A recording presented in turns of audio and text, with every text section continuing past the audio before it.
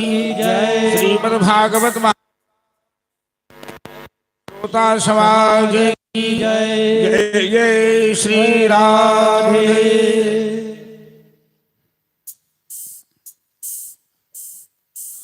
भगवत पादारविंद मकरंद चरंत चंचरीक सुधी श्रद्धालुगण, धर्मशिला भागवत स्वरूपा मातृशक्ति माता बहन, भगवान नंदनंदन श्याम सुंदर की असीम कृपा से आज हम लोग समस्त अग्रवाल परिवार के सौजन्य से श्री नीलियम आवास पर मुख्य जजमान के रूप में राम प्रसाद जी अग्रवाल जी, राम प्रकाश अग्रवाल जी, बात कही कि इनका व्यवहार प्रसाद जैसा है, इसलिए प्रसाद सब हो जाता। और आज कथा के हम लोग चौथे दिवस में प्रवेश करने जा रहे हैं। सत्संग का सुंदर संयोग है। कथा तो निरंतर कहीं न कहीं चलती रहती है और कई तरह के परिवेशों में चलती है कथा, लेकिन जहां उपयुक्त वातावरण मिल जाए, अनुकूल श्रोता मिल जाए, शांति व्यवस्था मिल जाए, वहां कथा कहने का आनंद, कथा का स्वरूप भी कुछ और होता है।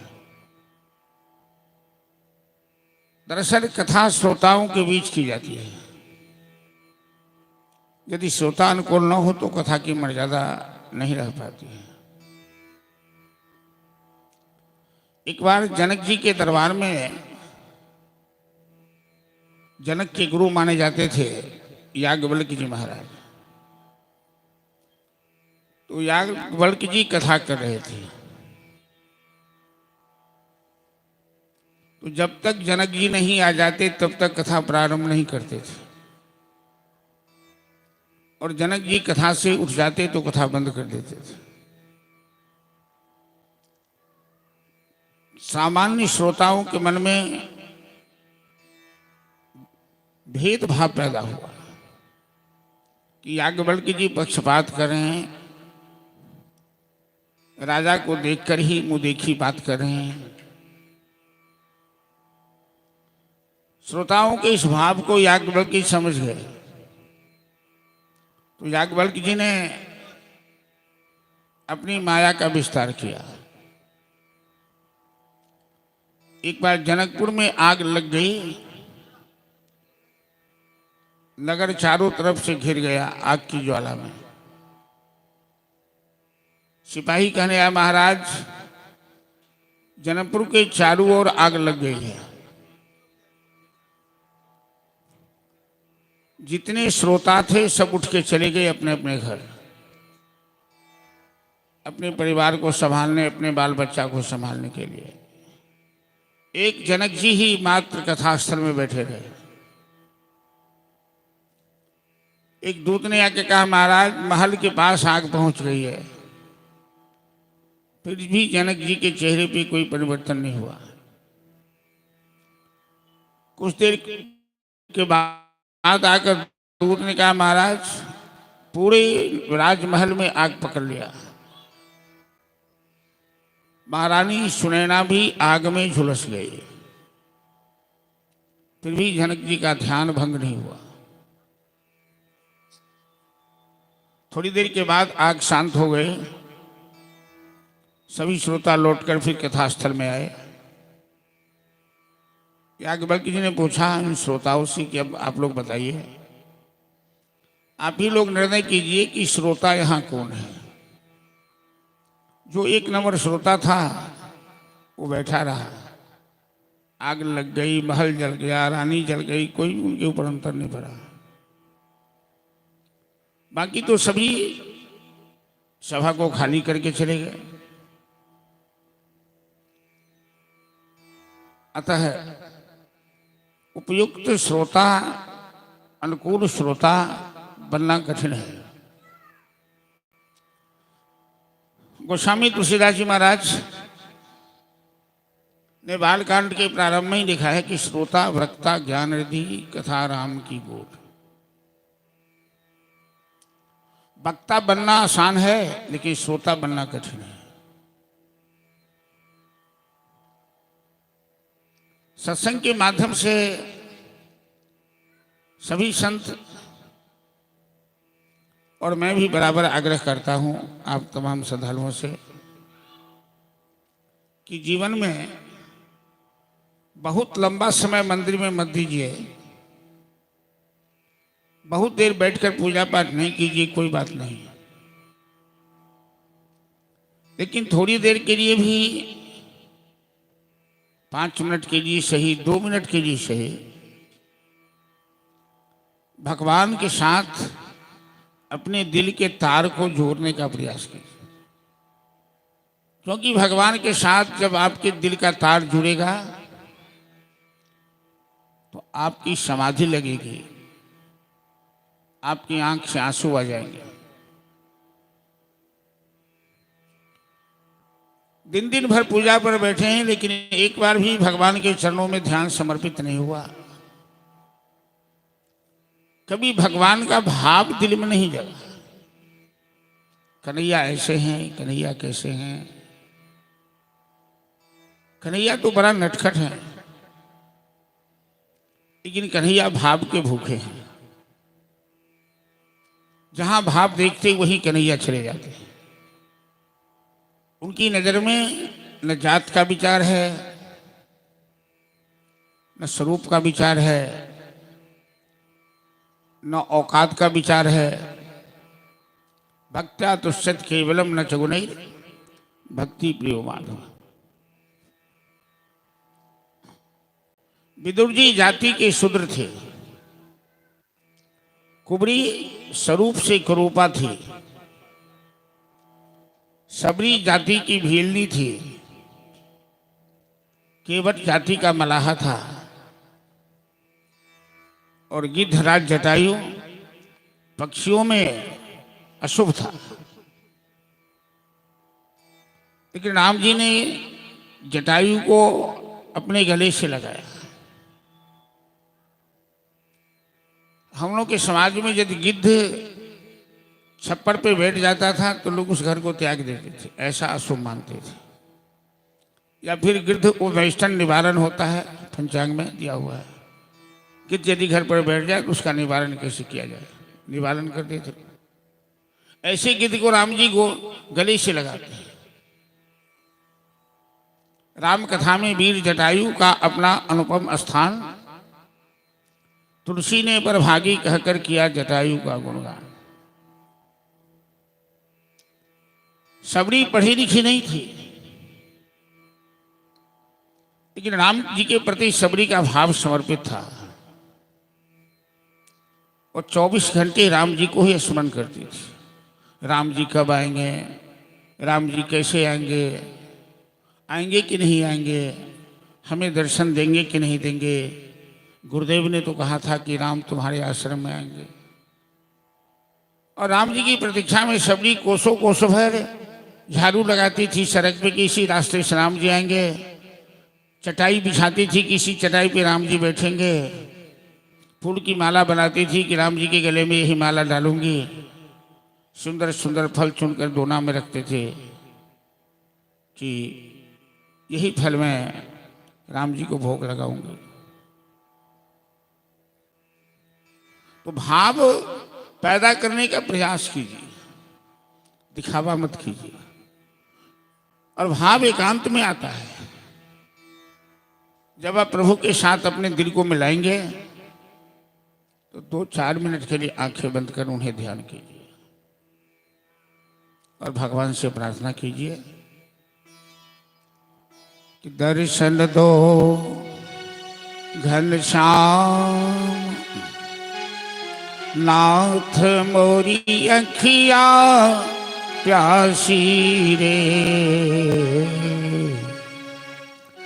दर्शन दो घनश्याम नाथ मोरी अखिया प्यासी रे। दर्शन दो घनश्याम नाथ मोरी अखिया प्यासी रे। दर्शन दो घनश्याम, मन मंदिर की ज्योति जला दे, मन मंदिर की ज्योति जला दे। घट घट वासी रे, दर्शन दो घनश्याम नाथ मोरी अखियाँ प्यासी रे, दर्शन दो घनश्याम।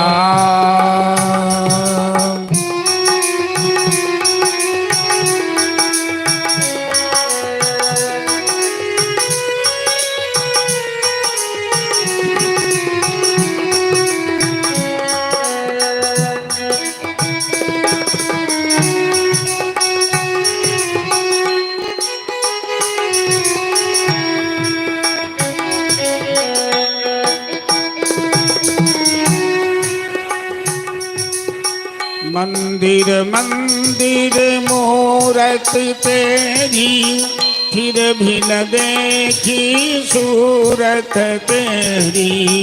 मंदिर मंदिर मूरत तेरी, फिर भी न देखे सूरत तेरी।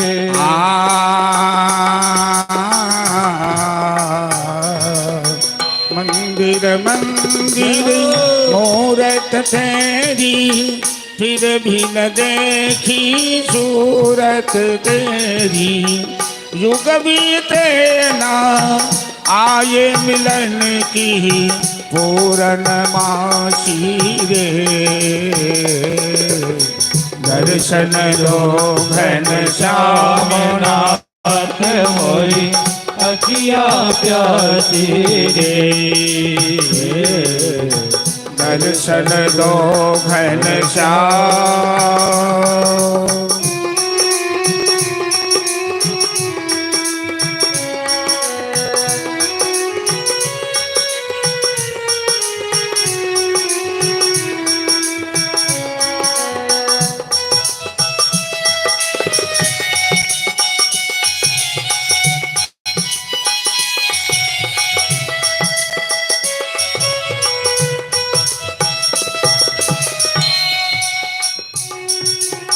द्वार दया का जब तू खोले, पंचम स्वर में गूंगा बोले।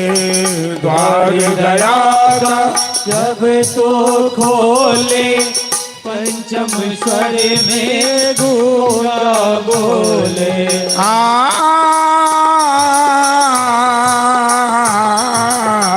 द्वार दया का जब तू खोले, पंचम स्वर में गूंगा बोले।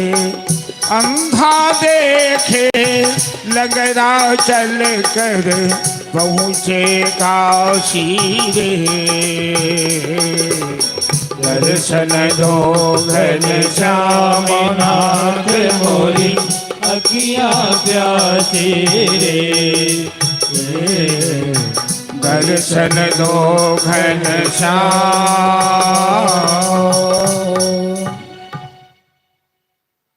कभी आंख से आंसू बहाकर भगवान के सामने खड़े होकर पुकारा क्या? उनके जैसा मित्र सच्चा साथी तो कोई नहीं है, उनके जैसा दयालु, उनके जैसा स्वभाव किसी का नहीं है।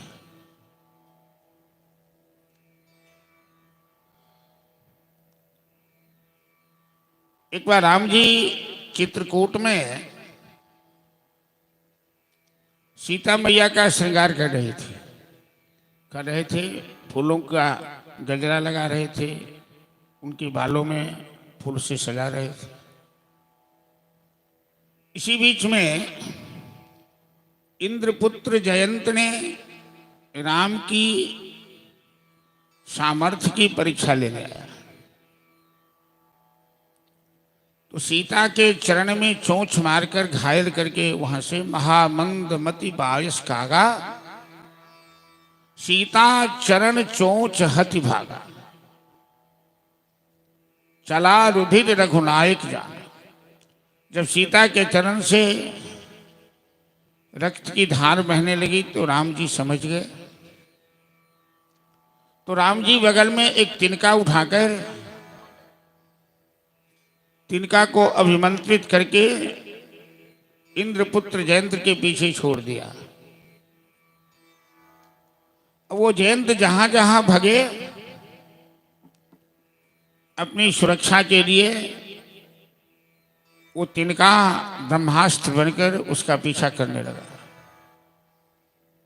अपने पिता इंद्र के पास गया, इंद्र ने भगा दिया, कहा हम तुम्हें अपने पास नहीं रहने देंगे, तुम रहोगे तो मैं भी मारा जाऊंगा।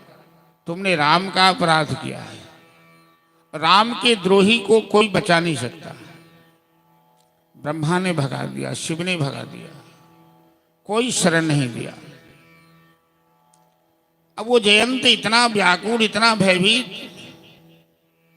क्योंकि राम के ब्रह्मास्त्र उसका प्राण लेने के लिए पीछे पीछे दौड़ा है।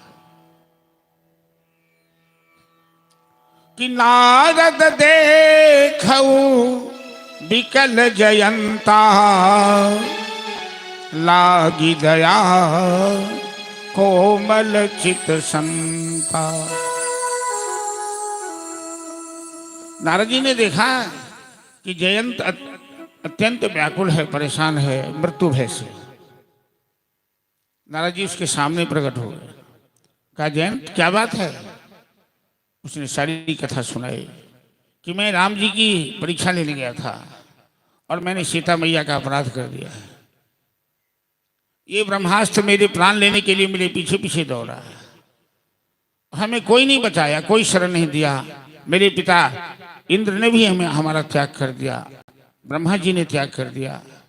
सब यही कहते हैं कि सकहि को राख राम कर द्रोही। राम के शत्रु को कोई शरण नहीं दे सकता, किसी में ऐसी सामर्थ्य नहीं।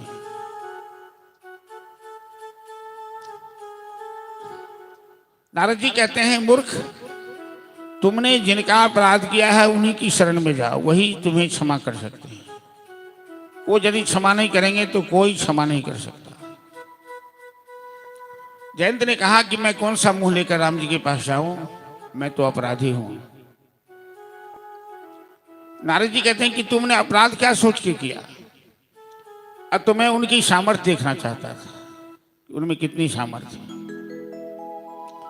संत कल अजामिल उपाख्यान की कथा आप लोगों को सुनाए थे। भरत मुनि से राजा रघुवन ने पूछा था कि मानव का जीवन सुखी कैसे होगा।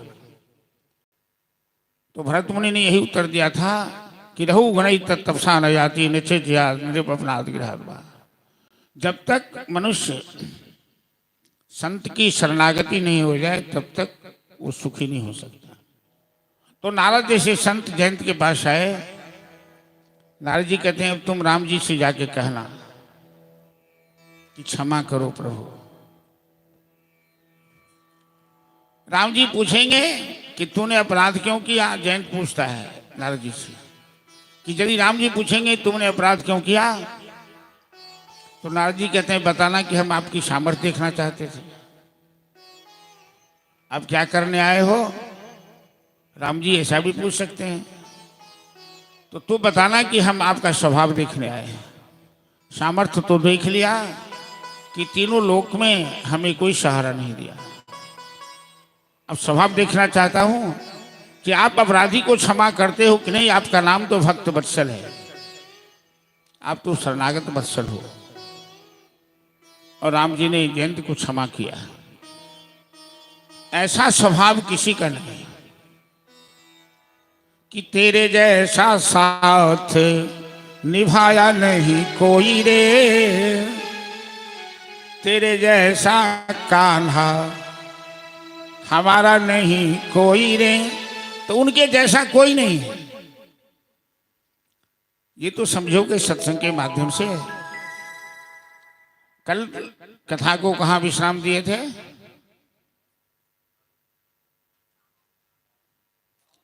बलि बावन प्रसंग में आकर कथा को विश्राम दिए थे। और बलि बावन प्रसंग के माध्यम से हम लोगों को तीन प्रेरणा तीन प्रकार की शिक्षा प्राप्त हुई कि दान सबको देना चाहिए, दान देकर अभिमान नहीं करना चाहिए, दान देने की प्रवृत्ति बनाओ, लेने की प्रवृत्ति नहीं। दान लेने वाला छोटा होता है, देने वाला बड़ा होता है। अभिमान इसलिए नहीं करो कि दाता एक राम है, भिखारी सारी दुनिया है। तुम दाता हो ही नहीं सकते, तेरे पास तो अपना एक बाल भी नहीं है, शरीर भी अपना नहीं है, वो भी समय पर छिन जाएगा। और दान इसलिए दो कि धन की तीन गति होती है, भोग दान नाश। दान ही धन का श्रृंगार होता है।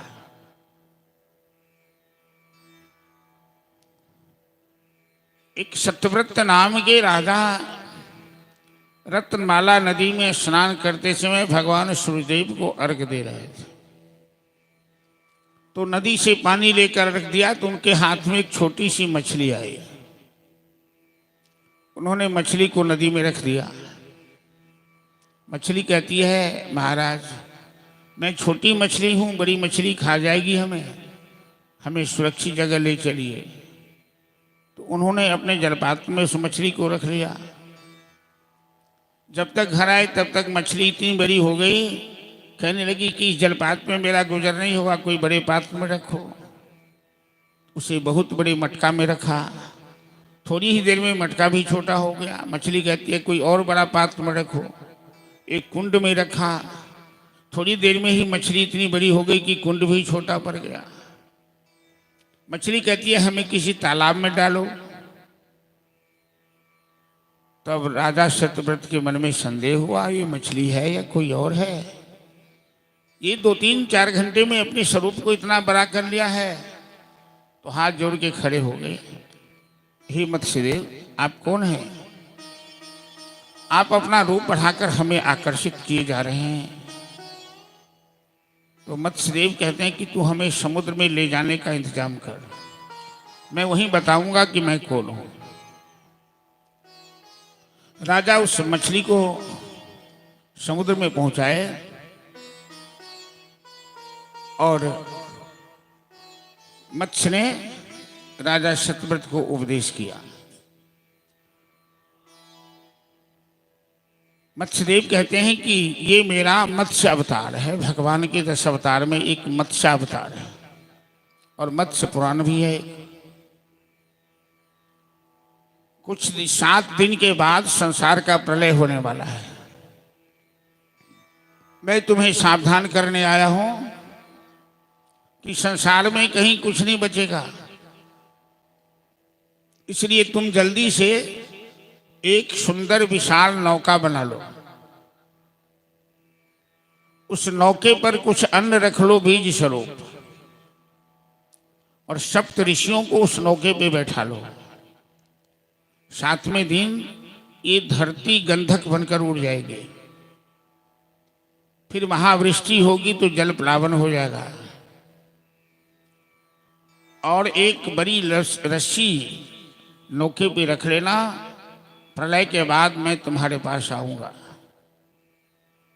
मैं तुम्हारी सुरक्षा करूंगा, मैं तुम्हें भागवत धर्म का उपदेश करूंगा। राजा सत्यव्रत सुंदर नौका बनाकर सप्तऋषियों को बैठाया। 7 प्रकार का अन्न रखा जो आज सतंजा श्राद्ध के समय दान किया जाता है। और प्रतीक्षा करने लगे। 7वें दिन आते आते सूर्य का ताप इतना बढ़ा कि धरती गंधक बन के उड़ गई। फिर ऐसी बारिश हुई कि पूरी धरती जल में निमग्न हो गई, जल प्लावन हो गया। नौका पर सब बैठे हुए हैं सप्तऋषियों के साथ सत्यव्रत देख रहे हैं कि एक विशाल मत्स्य आ रहा है। उसके बीच कपार में सिंह है। उसी सिंह से नौका को रस्सी लगाकर बांध दिया और वो मत्स्यदेव नाव को खींच के ले गया। केवल हिमालय की चोटी दिखाई दे रही थी। पानी के तरंग के झटका से नाव ऊपर गिरी और वहीं पर भगवान मत्स्य रूप से राजा सत्यव्रत को उपदेश किया, भागवत धर्म का उपदेश। ये भागवत धर्म कोई नया धर्म नहीं है, ये सनातन धर्म है। ये अति शाश्वत धर्म है। मत्स्यदेव ने कहा कि अगले अब जो सृष्टि बनेगी, तुम मनु के रूप में सूर्यदेव के पुत्र बनोगे। तुम्हारा नाम होगा वैवस्वत मनु, दूसरा नाम होगा श्राद्ध देव, और तुमसे सूर्य वंश का इतिहास प्रारंभ होगा। मत्स्य भगवान ने हयग्रीव असुर का संहार किया और अंतर्ध्यान हो गए। प्रलय शांत हुआ, सृष्टि की रचना शुरू हुई। तो कच्छप ब्रह्मा के पुत्र मरीचि, मरीचि के पुत्र हुए कश्यप, और कश्यप के पुत्र देवता हुए, जिसमें एक देवता आदित्य मतलब सूर्य है। सूर्य के 12 रूप हैं, सूर्य के 12 नाम हैं। हमारे जजमान जी रोज पाठ करते हैं, क्या है स्तोत्र? जे कुर्वन्ति दिने दिने आदित्याः नमस्कार। आदित्य भगवान को जो नमस्कार करते हैं उनके जीवन में कष्ट नहीं होता है, उनकी कामना पूरी होती है। आदित्य भगवान प्रत्यक्ष देवता है, सूर्यदेव है, सभी ग्रहों के प्रधान है। ध्येय सदा सवित्र मंडल मध्यवर्ती नारायण सरसिजासन सन्नविष्ट। तो सवित्र मंडल मध्यवर्ती सभी ग्रहों की भी सूर्यदेव विराजमान है। सूर्य भगवान के नेत्र हैं। पुरुष सूत्र का पाठ कीजिए तो चंद्रमा मनसो जातक चक्षो हो सूर्यो अजायत। भगवान के नेत्र से सूर्यदेव प्रकट होते हैं। उन्हीं सूर्य के पुत्र हुए श्राद्ध देव नाम हुआ, वैवस्वत मनु, विवस्वान नाम है सूर्य का। और विवस्वान के पुत्र हुए वैवस्वत मनु, जिनका दूसरा नाम है श्राद्ध देव। उन मनु के 9 पुत्र हुए। सबसे बड़े पुत्र इक्ष्वाकु हुए, जहां से सूर्यवंश का इतिहास प्रारंभ होता है। और सूर्यवंश का परिचय सुखदेव जी राजा परीक्षित से इसलिए सुना रहे हैं कि उसी सूर्यवंश में मर्यादा पुरुषोत्तम प्रभु राम का अवतार होने वाला है। नृग, नरिश्चंद्र, धृष्ण, शर्याति इत्यादि 9 पुत्र हुए मनु महाराज के। 14 मनु होते। अभी तक जो कथा चल रही थी वो स्वयंभू मनु वंश की कथा चल रही थी, जो ब्रह्मा के पुत्र थे स्वयंभू मनु। अब सूर्य के पुत्र वैवस्वत मनु के वंश की कथा चल रही है। स्वारोचिष मनु, चाक्षुष मनु, वैवस्वत मनु, स्वयंभू मनु आदि आदि 14 मनु के नाम हैं। राजा इक्ष्वाकु ने ही अयोध्या नगर को राजधानी कायम किया। सरजू नदी के किनारे नगर बसाए, उसका नाम पड़ा अयोध्या। आज तो हमारे हिंदुस्तान में अंग्रेज की गुलामी गई, लेकिन अंग्रेज ने जो मानसिक गुलामी बोया इस देश में, वो मानसिक गुलामी इस देश से नहीं गई। कुछ दिन पहले विवाद उठा था कि अयोध्या, यहाँ अयोध्या यूपी में नहीं है, अयोध्या है पाकिस्तान में। राम जी का जन्म पाकिस्तान में हुआ और इस देश के कुछ नेता लोग समर्थन देने लगे। उन्हें ऐसा लगता है, उन नेताओं को, कि मैं डर के मारे अपना धर्म त्याग दूं, संस्कृति त्याग दूं, मैं हिंदू हूं। ये भी नहीं कह सकते कि मैं हिंदू हूं, डर के मारे राजनीति की तुष्टीकरण करते हैं। अरे लोग गर्व से बोलते हैं कि मैं हिंदू हूं, हमें अपनी जाति पर गर्व है, हमें अपने धर्म पर गर्व है, हमें अपने देश पर गर्व है। हिंदुस्तान कोई ऐसा देश थोड़ा ही है, हिंदुस्तान का इतिहास कोई ऐसा थोड़ी ही है गड़बड़।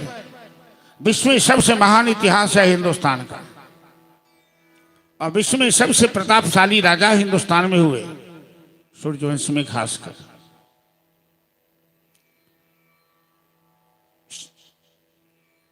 तो मनु के पुत्र शर्याती राजा और राजा शरियाती की पुत्री सुकन्या, सुकन्या के पातिव्रत धर्म की बड़ी प्रशंसा है। परीक्षित ने आग्रह किया सुखदेव जी से, गुरुदेव हमें सुकन्या की कथा सुनाइए। एक बार राजा शरियाती सेना और रानियों के साथ गए थे जंगल में घूमने, शिकार करने। तो चवन ऋषि के आश्रम में गए। उस समय चवन ऋषि तपस्या कर रहे थे।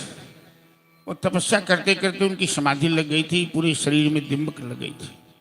उनके शरीर पे पेड़ पौधा लता पता सब जम गया था। केवल उस मिट्टी ढेर के अंदर उनकी दोनों आंखें बल्ब की तरह टिमटिमा रही थी। राजा रानी जंगल की शोभा देखने में लगे थे और उनकी पुत्री सुकन्या जो 16 साल की है, वो अपनी सहेलियों के साथ घूम रही थी। तो मिट्टी के ढेर में देखा बल्ब की तरह टिमटिमाते हुए, कांटे लेकर उसे कुरेद दिया। वो चवन ऋषि की आंखें थी, आंखें फूट गई।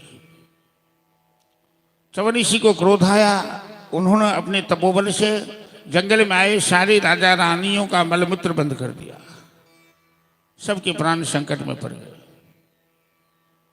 अचानक इस तरह की घटना देखकर राजा बड़ा चिंतित हुआ। ऐसा क्यों हुआ? तो सुकन्या कहती है, पिताजी हमसे अपराध हो गया है, मैंने तपस्वी महात्मा जी की आंखें फोड़ डाली है। राजा शरियाती चवन ऋषि के सामने क्षमा मांगने लगे। हे ऋषिवर, मेरी कन्या ने अनजाने में आपका अपराध कर दिया, आप क्षमा कर दीजिए। मेरी प्रजाओं के प्राण संकट में हैं। चवन ऋषि कहते हैं, महाराज मैं क्षमा तो कर दूंगा, एक शर्त पर, कि यदि अपनी पुत्री तुम हमें सौंप दो पत्नी के रूप में। राजा शरियाती का शरीर सहम गया। कहने लगे, हे ऋषिवर, जरा आप अपनी उम्र देखिए और मेरी बेटी की उम्र तो देखिए। आपकी आंखें फूट गई, आपका शरीर जर्जर है, अस्थि पंजर मात्र दिखाई दे रहा है। सुकन्या की उम्र 16 साल की है, परम सुंदरी है सुकन्या। कोई पिता अपनी पुत्री का कन्यादान किसी योग्य वर के हाथ में ही करना चाहता है। मैं सुकन्या के भविष्य के साथ खिलवाड़ कैसे कर सकता हूं? चवन ऋषि ने कहा कि मर्जी तुम्हारी है, मेरा क्रोध तो तभी शांत होगा जब तुम सुकन्या हमें सौंप दोगे।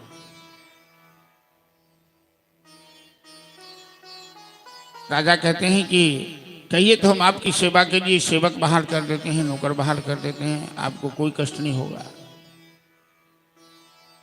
चवन ऋषि कहते हैं, महाराज जो काम धर्म पत्नी कर सकती है वो नौकर नहीं कर सकता, वो कोई सेवक नहीं कर सकता।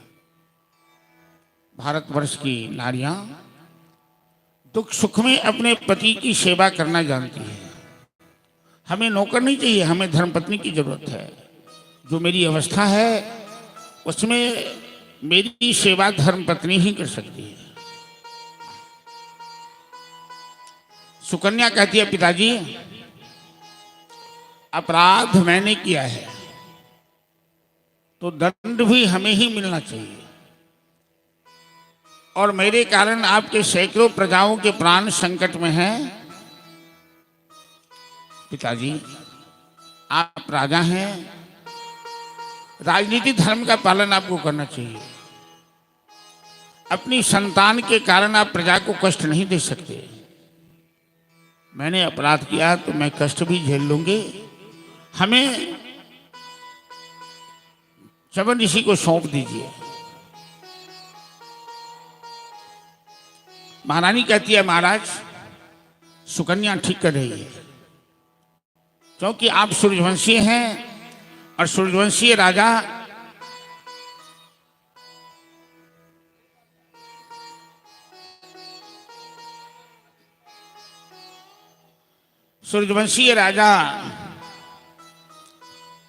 अपने दुख सुख का ख्याल नहीं करते, लेकिन प्रजाओं का के दुख सुख का ख्याल करते हैं। न चाहकर भी राजा शरियाती ने अपनी पुत्री का हाथ चवन ऋषि को सौंप दिया। और जैसे चमन ऋषि को सौंपा, सुकन्या ने राशि पोशाक उतारकर अपने माता पिता को वापस कर दिया, तपस्वी का वेश धारण कर लिया। माता पिता की आंख में आंसू आ गए अपनी पुत्री का स्वरूप देखकर। मत रो आज राधिके, मानो बात हमारी, मानो बात हमारी। जो दुख से घबरा जाए, ओ नहीं हिंद की नारी, ओ नहीं हिंद की नारी। माँ पूछती है, बेटी तुमने ये राशि पोशाक क्यों हटा दिया? मैथिली भाषा में कुछ ऐसी कहावत है कि कापर करो श्रृंगार पिया मुर आन्हर। कोई पतिव्रता नारी कहती है कि मेरे पति अंधे हैं तो मैं श्रृंगार क्यों करूं? तो श्रृंगार में और फैशन में क्या अंतर है? जो महिला अपने पति की प्रसन्नता के लिए अपने आप को सजाती है, वो श्रृंगार कहलाता है। आज दुनिया को दिखाने के लिए, मेला घूमने के लिए, शॉपिंग करने के लिए, सिनेमा देखने के लिए अपने को सजाती है, उसे फैशन कहते हैं। एक बार माता जानकी श्रृंगार कर रही थी तो हनुमान जी पहुंच गए।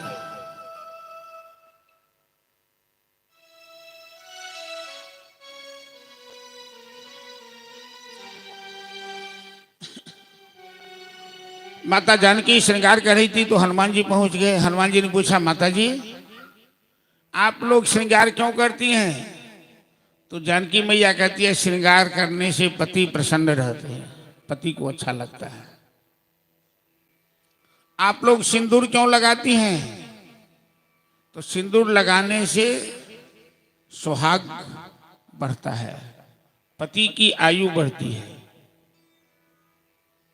मौका देकर हनुमान जी पूरे श्रृंगार बक्स में जितनी भी सिंदूर था सब पूरे शरीर में लेप लिए और राम जी के दरबार में चले गए।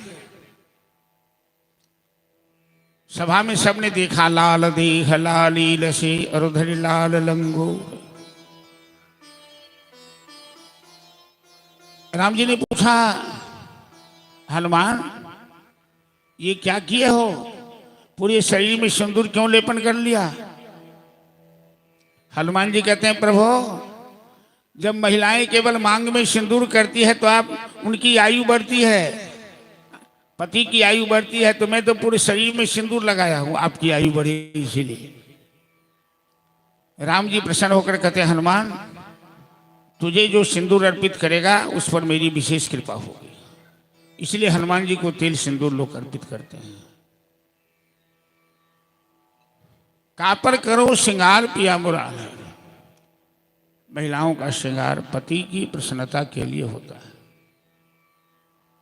बड़ी निष्ठा के साथ सुकन्या अपने पति की सेवा करने लगी। एक दिन देवताओं के वैद्य अश्विनी कुमार चवन ऋषि के आश्रम में आए। सुकन्या उस समय फुलवाड़ी में फूल तोड़ रही थी। अश्विनी कुमार ने देखा चवन ऋषि के आश्रम में ये अप्सरा के समान सुंदरी कौन है?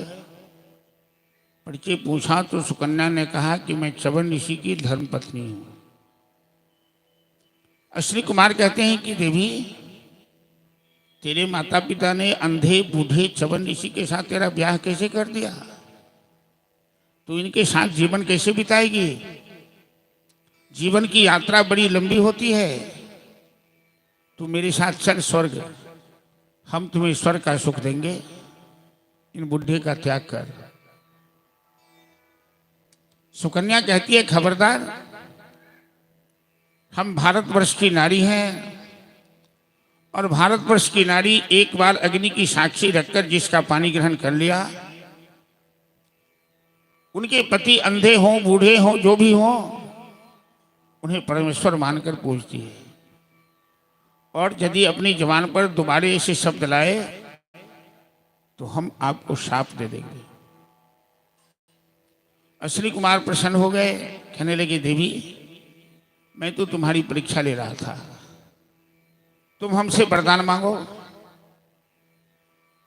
सुकन्या कहती है कि मैं अपने पति की मर्जी के बिना वरदान भी नहीं ले सकती हूँ। सभी चमन ऋषि के पास आए। चमन ऋषि ने कहा यदि तुम वरदान लेना चाहती हो तो ले सकती हो। सुकन्या ने दो बातें वरदान में मांगी अश्विनी कुमारों से कि पहले मेरे पति का नेत्र वापस कर दीजिए,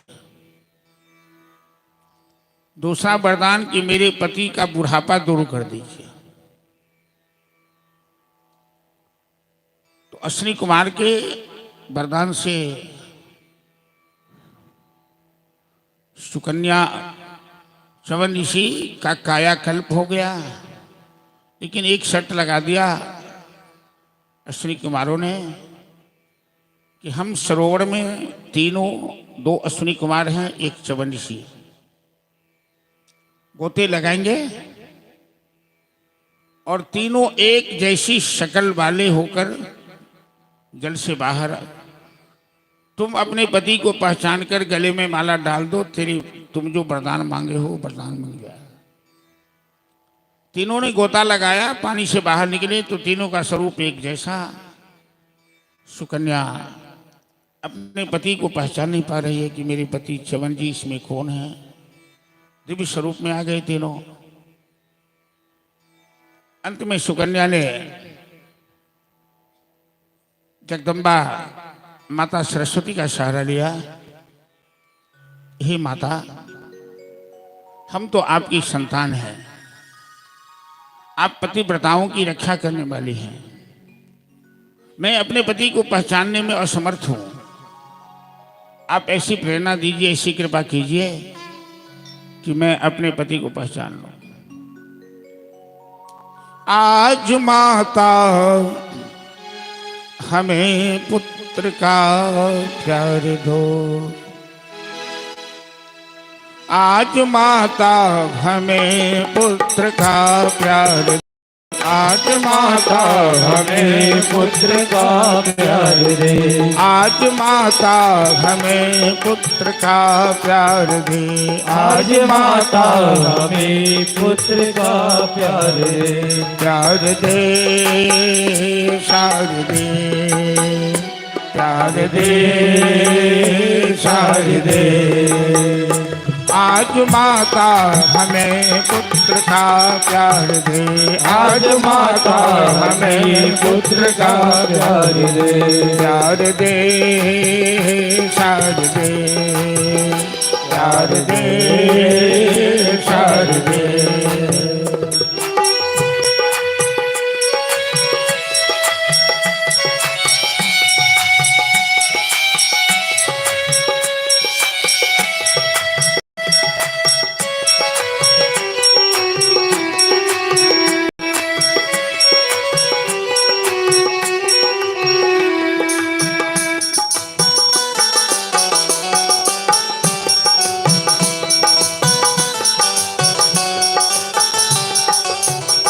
जान पाती है दुनिया तेरे ध्यान में, जान पाती है दुनिया तेरे ध्यान में, ज्ञान पाती है दुनिया तेरे ध्यान में, ज्ञान पाती है दुनिया तेरे ध्यान में। आज बालक भी लखता है अज्ञान में, आज बालक भी लखता है अज्ञान में। शोर घागर घोर सागर अविद्या से मातार दे, घोर सागर अविद्या से मातार दे। आज माता हमें पुत्र का प्यार दे, आज माता हमें पुत्र का प्यार दे, प्यार दे शारदे, प्यार दे शारदे।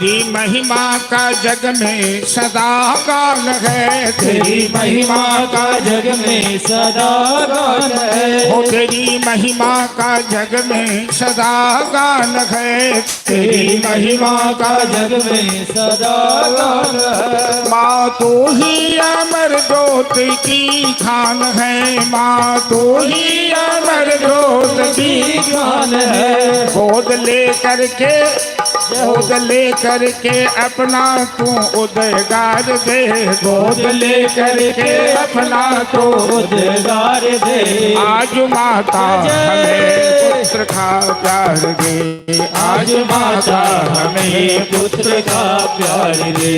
आज माता हमें पुत्र का प्यार दे, आज माता हमें पुत्र का प्यार दे। प्यार दे शारदे, प्यार दे प्यार दे।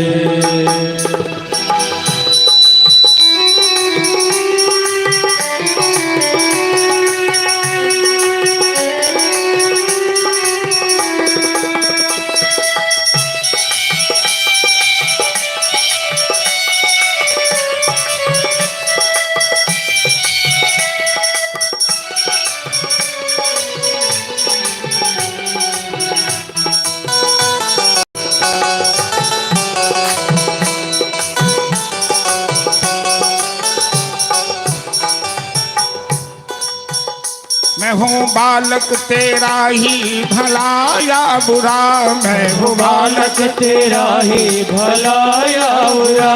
मैं हूँ बालक तेरा ही भला या बुरा, माँ हूँ बालक तेरा ही भला या बुरा। माँ तुम्हारे सिवा न कोई दूसरा, माँ तुम्हारे सिवा न कोई दूसरा। माँ तुम्हारे सिवा न कोई दूसरा, माँ तुम्हारे सिवा न कोई दूसरा। अपने पुत्रों को दुर्गुण से उद्धार दे, अपने पुत्रों को दुर्गुण से उद्धार दे। आज माता हमें पुत्र का प्यार दे, आज माता हमें पुत्र का प्यार दे। आज माता हमें पुत्र का प्यार दे, आज माता हमें पुत्र का प्यार दे। प्यार दे शारदे, प्यार दे प्यार दे। ओ प्यार दे शारदे, प्यार दे प्यार दे। बोल बीना धारणी सरस्वती माता की जय।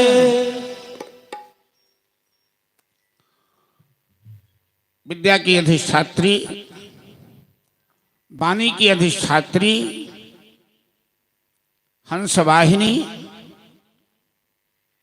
ज्ञानदायिनी माता सरस्वती की प्रेरणा से सुकन्या अपने पति के गले में जयमाला डाली और चवनिशी 25 वर्ष के राजकुमार के समान सुंदर नेत्रवान बन गए। भारतवर्ष का धर्म क्या है? हम लोग यदि कहीं आवेदन करते हैं तो धर्म लिखना होता है तो क्या लिखते हैं धर्म के नाम पर? हाँ, सनातन धर्म, सनातन धर्म कहते हैं। और सनातन धर्म की परिभाषा है कि कृते च प्रतिकर्तव्यम एष धर्म सनातन, किए हुए उपकार को जो मान ले और उपकार के बदले कृतज्ञता व्यक्त करी, उसी सनातन धर्म का। चवनिशी ने कहा अश्विनी कुमारों से कि आपके वरदान से मेरा बुढ़ापा दूर हुआ, मेरा नेत्र वापस आया है, कहिए मैं आपकी क्या सहायता कर सकता हूं?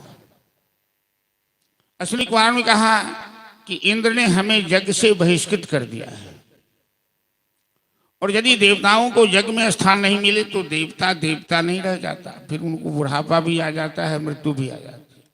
देवता की परिभाषा है अजरा निर्जरा देवा, जो अजर हो, अमर हो जो बुढ़ापा जिसको नहीं पकड़े वो देवता कहलाता। मनुष्य में देवता में यही फर्क है। ठीक कहते हैं देवराज इंद्र से, लेकिन आप एक ब्राह्मण के तपोबल को चुनौती मत दीजिए। मैंने इन्हें वचन दिया है तो मैं अपना वचन तो निभाऊंगा। इंद्र तो अभिमानी है, तुरंत हाथ में वज्र दे दिया चमऋषि को मारने के लिए। हंतुम तम आददे वज्रम सद्यो मन्युमर्षितः स वज्रम अस्तंभयामास भुजम इंद्रस्य भार्गव। जैसे वज्र उठाया चमऋषि पर प्रहार करने के लिए, चमऋषि ने जल को अभिमंत्रित किया और इंद्र के ऊपर छोड़ दिया। इंद्र के हाथ में वज्र स्तंभित हो गया। सारे देवताओं को चमऋषि ने स्तंभित कर दिया।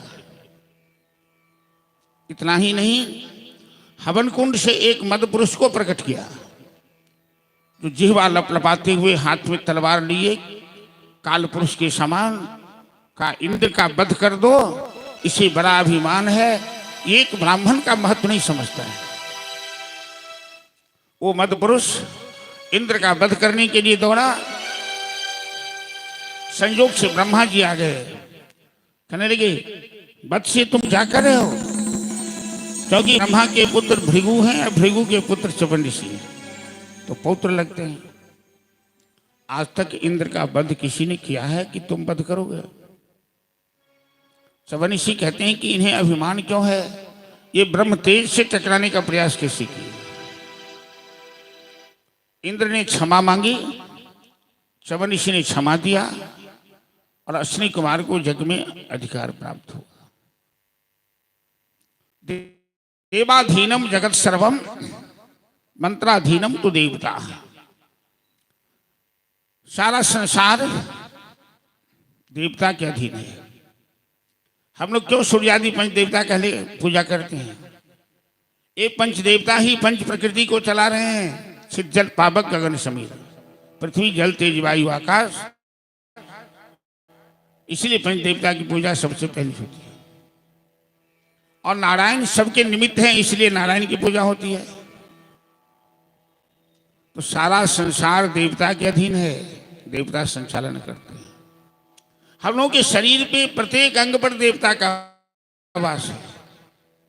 आंख में सूर्य का वास है, मन में चंद्रमा का वास है, कान में अश्विनी कुमार का वास है, भुजा में इंद्रदेव का वास है। इस तरह से प्रत्येक अंग में देवताओं का वास है। तो देवाधीनम जगत सर्वम, पूरा संसार देवता के अधीन है। और देवता किसके अधीन है? संसार देवता के अधीन, और देवता मंत्राधीनम तो देवता, देवता मंत्र के अधीन है। और मंत्र किसके अधीन है? ते मंत्रा ब्राह्मणाधीनम, ये मंत्र ब्राह्मण के अधीन है। तस्मात् ब्राह्मण देवता। इसलिए ब्राह्मण को कोई जाति में गिनती नहीं की जाती थी, ब्राह्मण देवता भूदेव माने जाते थे।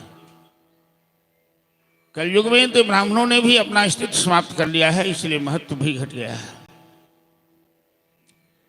इस तरह से अश्विनी कुमारों को जग में अधिकार मिला, और सुकन्या के पातिव्रत्य के प्रभाव से सुकन्या के अंधे पति को नेत्र मिला, बुढ़ापा दूर हुआ। एक पतिव्रता नारी के जीवन में कष्ट तो हो सकता है, लेकिन अमंगल नहीं हो सकता।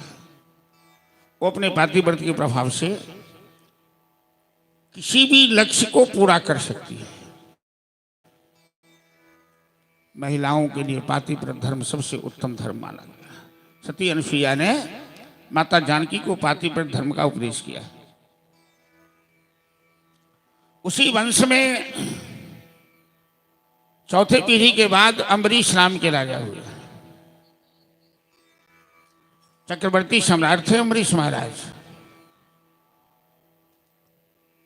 उनके राज दरबार में ठाकुरबाड़ी थी।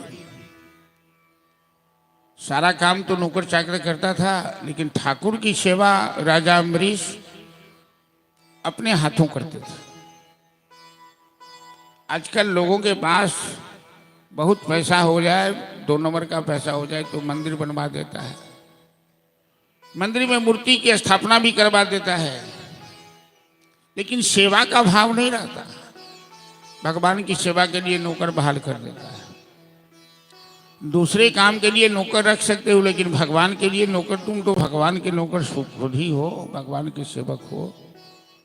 भगवान का काम अपने हाथ से करो, वहां बड़ा बनने का प्रयास मत करो। अम्बरीश की वैष्णवता देखकर भगवान ने उनके द्वार पर चक्र सुदर्शन को दे रखा था। ऐसे वैष्णव थे, ऐसे संत थे अम्बरीश, गृहस्थी संत, कि सुदर्शन देव हमेशा उनके द्वार पर नाचते रहते थे। अम्बरीश ने एक बार एकादशी व्रत किया। एकादशी व्रत की बड़ी महिमा है। एकादशी उद्यापन लोग करते हैं, एकादशी व्रत की कथा भी सुनते हैं। आप लोगों में कभी कथा सुने हैं क्या एकादशी व्रत की? एकादशी कौन है? नारायण की बेटी है। एक बार एक दैत्य सभी देवताओं को परेशान कर रहा था और उसकी मृत्यु किसी स्त्री के हाथ लिखी थी। देवताओं ने नारायण से प्रार्थना की तो नारायण के बाएं अंग से एक कन्या पैदा ली। जिस दिन कन्या पैदा ली उस दिन एकादशी तिथि थी। कन्या ने कहा, प्रभु हमें आपने क्यों उत्पन्न किया? कहा, इस राक्षस का वध करो। उस राक्षस का नाम मैं भूल रहा हूं।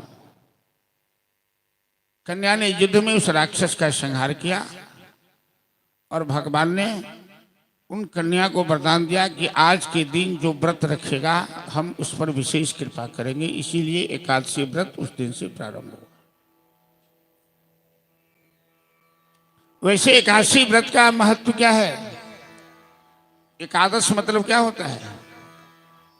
11, 10 और 1 एकादश। शरीर में 5 ज्ञानेंद्रिय है, 5 कर्मेंद्रिय है और 11वां मन है। तो जिस दिन, जिस घड़ी, जिस क्षण आपकी सभी इंद्रियां ठाकुर की सेवा में लग जाए मन सहित, उसी को एकादशी कहते हैं। इंद्रियां, मन सहित इंद्रियां भगवान की सेवा में। एक दोहा है, आप लोग सुने होंगे कि राम नाम सब कोई कहे, दशरथ कहे न कोई। एक बार दशरथ कहे तो कोटि जन्म फल हो। राम नाम सब कहता है, दशरथ कोई नहीं कहता है। दशरथ राम जी के पिताजी का नाम है। यहां दशरथ राम जी के पिताजी को नहीं कहते हैं। ये 10 इंद्रियां जो है शरीर में, ये दशरथ है। तो जिस दिन अपनी समस्त इंद्रियों के द्वारा भगवान के नाम का उच्चारण करोगे तो करोड़ों जन्म का फल प्राप्त होगा। अम्बरीश एकादशी व्रत किए और द्वादशी के दिन उसका उद्यापन था। संयोग से दुर्वासा जी आए तो अम्बरीश ने देखा कि दुर्वासा जैसे पवित्र तपस्वी ब्राह्मण भाग्य से मिले हैं। उन्होंने ब्राह्मण भोजन के लिए दुर्वासा जी को निमंत्रण दे दिया। दुर्वासा जी निमंत्रण स्वीकार भी कर लिए। कहे, जमुना स्नान करके आता हूं तो भोजन करूंगा। जमुना स्नान करने गए दुर्वासा जी, संध्या बंदन करने के लिए बैठे तो समाधि लग गई। समय का ख्याल नहीं रहा। एकादशी व्रत का पारण द्वादशी में किया जाता है। यदि द्वादशी उपरांत त्रयोदशी का प्रवेश हो जाए तो त्रयोदशी प्रवेश से पहले ही पारण कर लेना चाहिए। उस दिन कुछ ऐसा ही मुहूर्त था। निमंत्रित ब्राह्मण को भोजन कराए बिना पारण कैसे किया जाए? दुर्वासा जी आ ही नहीं रहे हैं और त्रयोदशी का प्रवेश होने वाला है। धर्म संकट की स्थिति देखकर अम्बरीश ने विद्वानों से पूछा। विद्वानों ने कहा कि ठाकुर जी को भोग लगाकर चरणामृत पान कर लो, व्रत की रक्षा हो जाएगी। पीछे ब्राह्मण भोजन करा लेना, फिर अपना भोजन करना। अम्बरीश ने चरणामृत पान कर लिया व्रत की रक्षा के लिए। तब तक दुर्वासा जी आ गए। दुर्वासा जी को कहने की जरूरत नहीं है, वो समझ गए कि अम्बरीश ने चरणामृत पान कर लिया है बिना मुझे भोजन कराए। तुरंत दुर्वासा जी क्रोधित हो गए और एक बाल खींचकर पटक दिया। एक राक्षसी पैदा हुई। अम्बरीश को दंड देने के लिए अम्बरीश हाथ जोड़कर खड़े थे। सुदर्शन महाराज ने उस राक्षसी का वध किया और दुर्वासा के पीछे पड़ गए। दुर्वासा जी ने देखा कि सुदर्शन मेरा प्राण ले लेगा। ओ वहां से ब्रह्मा के पास गए, शिव के पास गए, तीनों लोक में भटकने लगे और सुदर्शन उनका पीछा कर रहा है। 44 दिन लग गए दुर्वासा को तीनों लोक में चक्कर लगाए हुए। और अम्बरीश 44 दिन से भूखे प्रतीक्षा कर रहे हैं, दुर्वासा जी की प्रतीक्षा कर रहे हैं, भगवान से प्रार्थना कर रहे हैं कि हे प्रभु, मेरे कारण एक ब्राह्मण को कितना कष्ट उठाना पड़ा, कहीं दुर्वासा जी का अहित न हो जाए, मुझे पाप लगेगा, मैंने क्या किया। संत और वैष्णव का यही स्वभाव है, यही विशेषता है। संत कभी अपने दुख से दुखी नहीं होते, लेकिन दूसरों के दुख से दुखी होते। पर दुख द्रवहि संत सुपुनीता।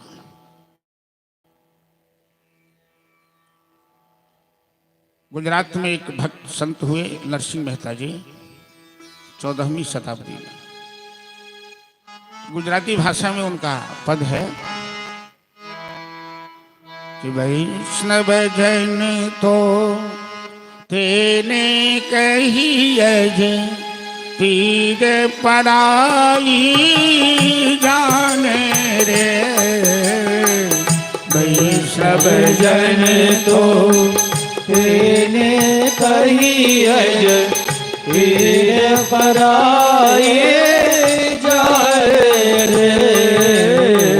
वैष्णव जन तो तेने कही अज पीर पराई जाने रे।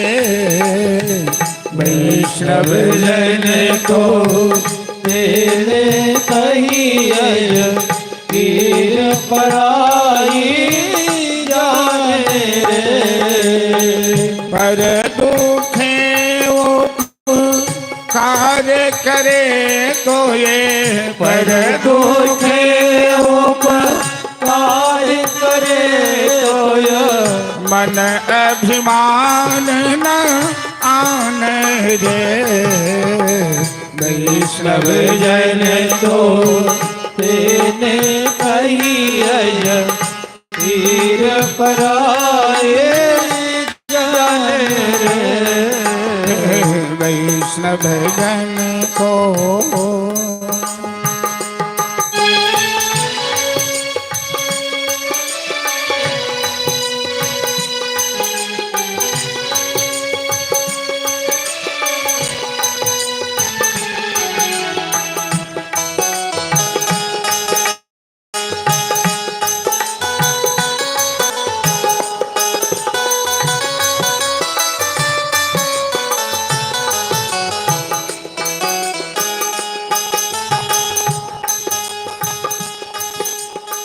सकल भुवन सहुना व्याप्या। गुजराती में भजन है, क्योंकि मैं गुजरात में रहा हूँ, मैं गुजराती बोलता भी था, थोड़ा कम हो गया।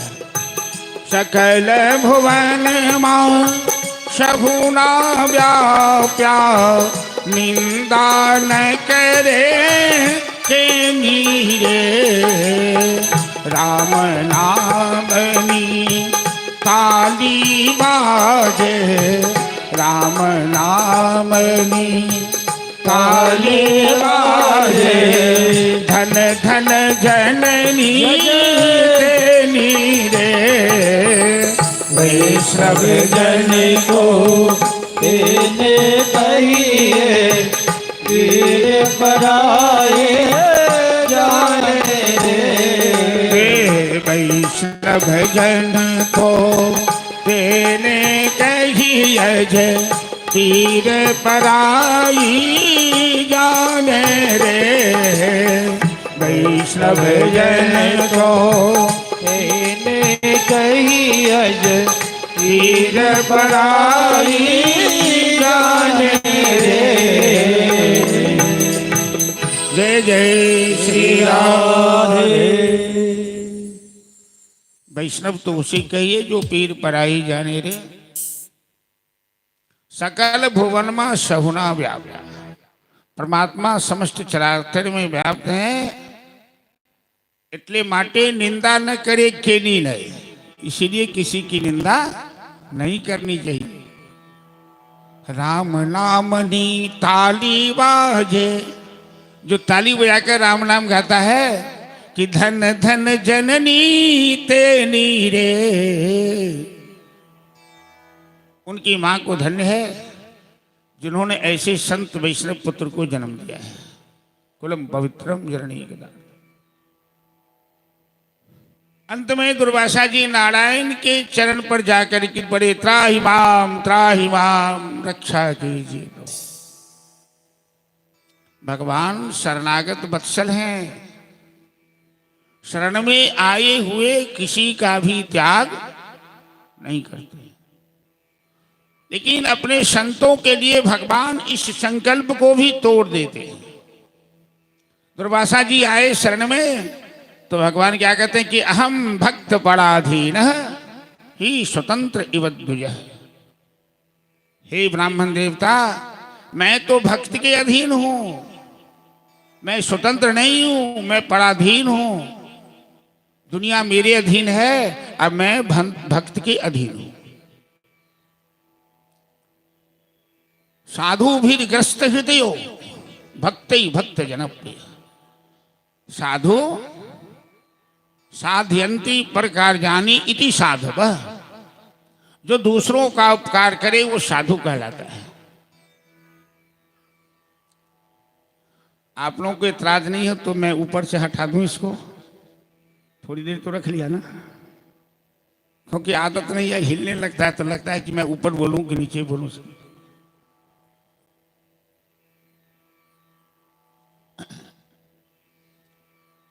जे दाड़ागार पुत्रात्मा, भगवान कहते हैं दुर्वासा जी से कि जो संत पत्नी बाल बच्चे सबको त्याग कर मेरी शरण में रहता है हमेशा समर्पित, मैं ऐसे भक्तों का कभी त्याग नहीं कर सकता।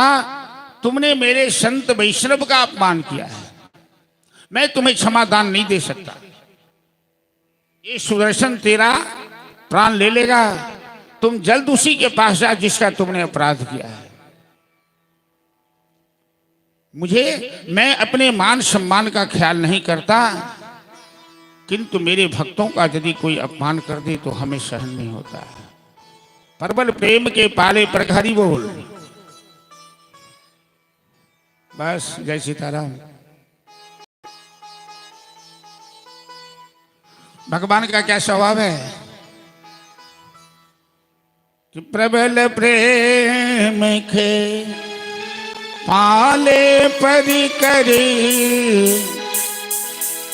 प्रभु जी को नियम बदलते देगा, हरि जी को नियम बदलते देगा।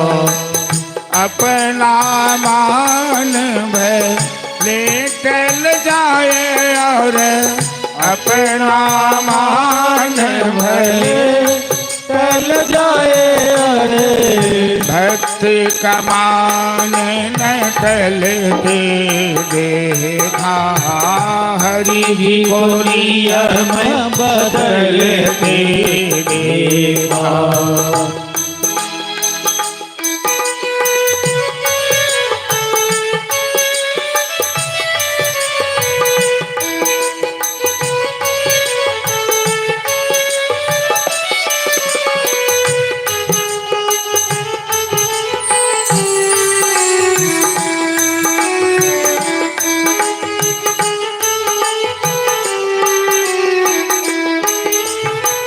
जिनकी केवल कृपा दृष्टि से सकल जगत को फल दे देखा। जिनके केवल कृपा दृष्टि से सकल विश्व को फल दे देखा। उनको गोकुल के गोरस पर, उनको गोकुल के गोरस पर 100 बार मचल दे देखा। हरि जी को नियम बदल दे देखा।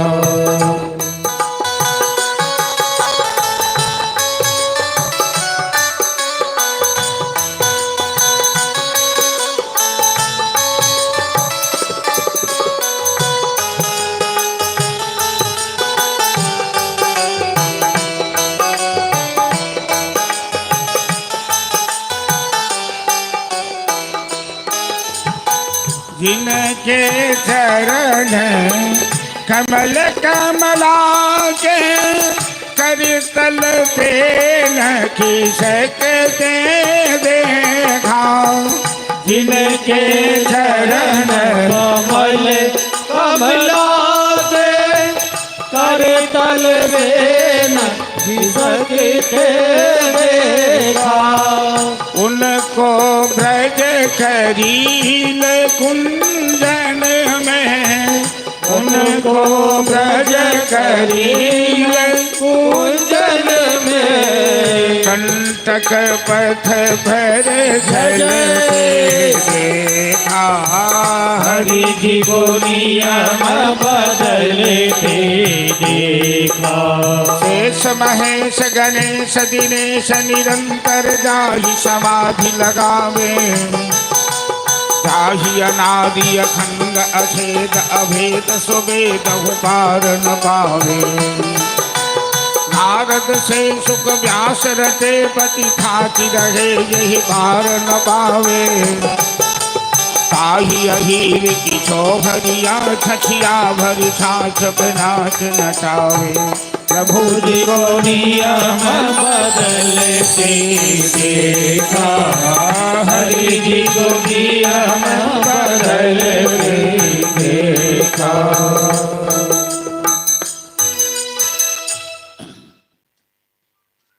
जिनके चरण कमल कमला के, कमला मतलब लक्ष्मी, तो नारायण के चरण हमेशा कहाँ रहते हैं? लक्ष्मी माता के हाथ में।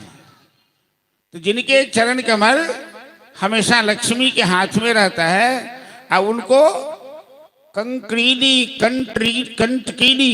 पथ पे चलते देखा। कहाँ? ब्रज कलीद कुंडल में, वृंदावन की कुंज गली में। शेष महेश गणेश दिनेश निरंतर जिनका ध्यान लगाते हैं पार नहीं पाते हैं। वेद भी नेति नेति कहता है, बांके बिहारी लाल तेरी जय बोले। 4 वेद ते रोजस गावे, नेति नेहित कदी सदा पुकारे। फिर भी न पावे पार, तेरी जय हो गई। ऐसे ही कन्हैया को वृंदावन की गोपियां छछिया भरी छाछ पे नाच नचावे। नाचन हमरी अंगनमा मोहन हो। गोपियां कहती है, कन्हैया मेरे अंगना में नाचोगे तो तुम्हें हम छाछ पिलाएंगे, तुझे मक्खन का लोना खिलाएंगे। और कन्हैया नाचता है। ये प्रेम की बात है। भगवान अपने मान सम्मान का ख्याल नहीं करते, भक्तों के मान सम्मान का ख्याल रखते। दुर्वासा जी आए, अम्बरीश ने सुदर्शन देव से क्षमा मांगी। इनकी वैष्णवता देखकर सुदर्शन देव शांत हो गए और उन्हें भोजन कराया। अम्बरीश की प्रशंसा करते दुर्वासा जी वहां से चले गए।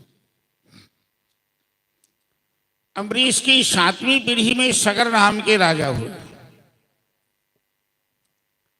राजा सगर के पुत्रों ने समुद्र को भाड़ा इसीलिए समुद्र का एक नाम है सागर। सागरस्य अपत्यः पुमान् सागरः। अगस्त ऋषि एक बार 3 अंजलि में सागर पी गए, समुद्र को पी गए।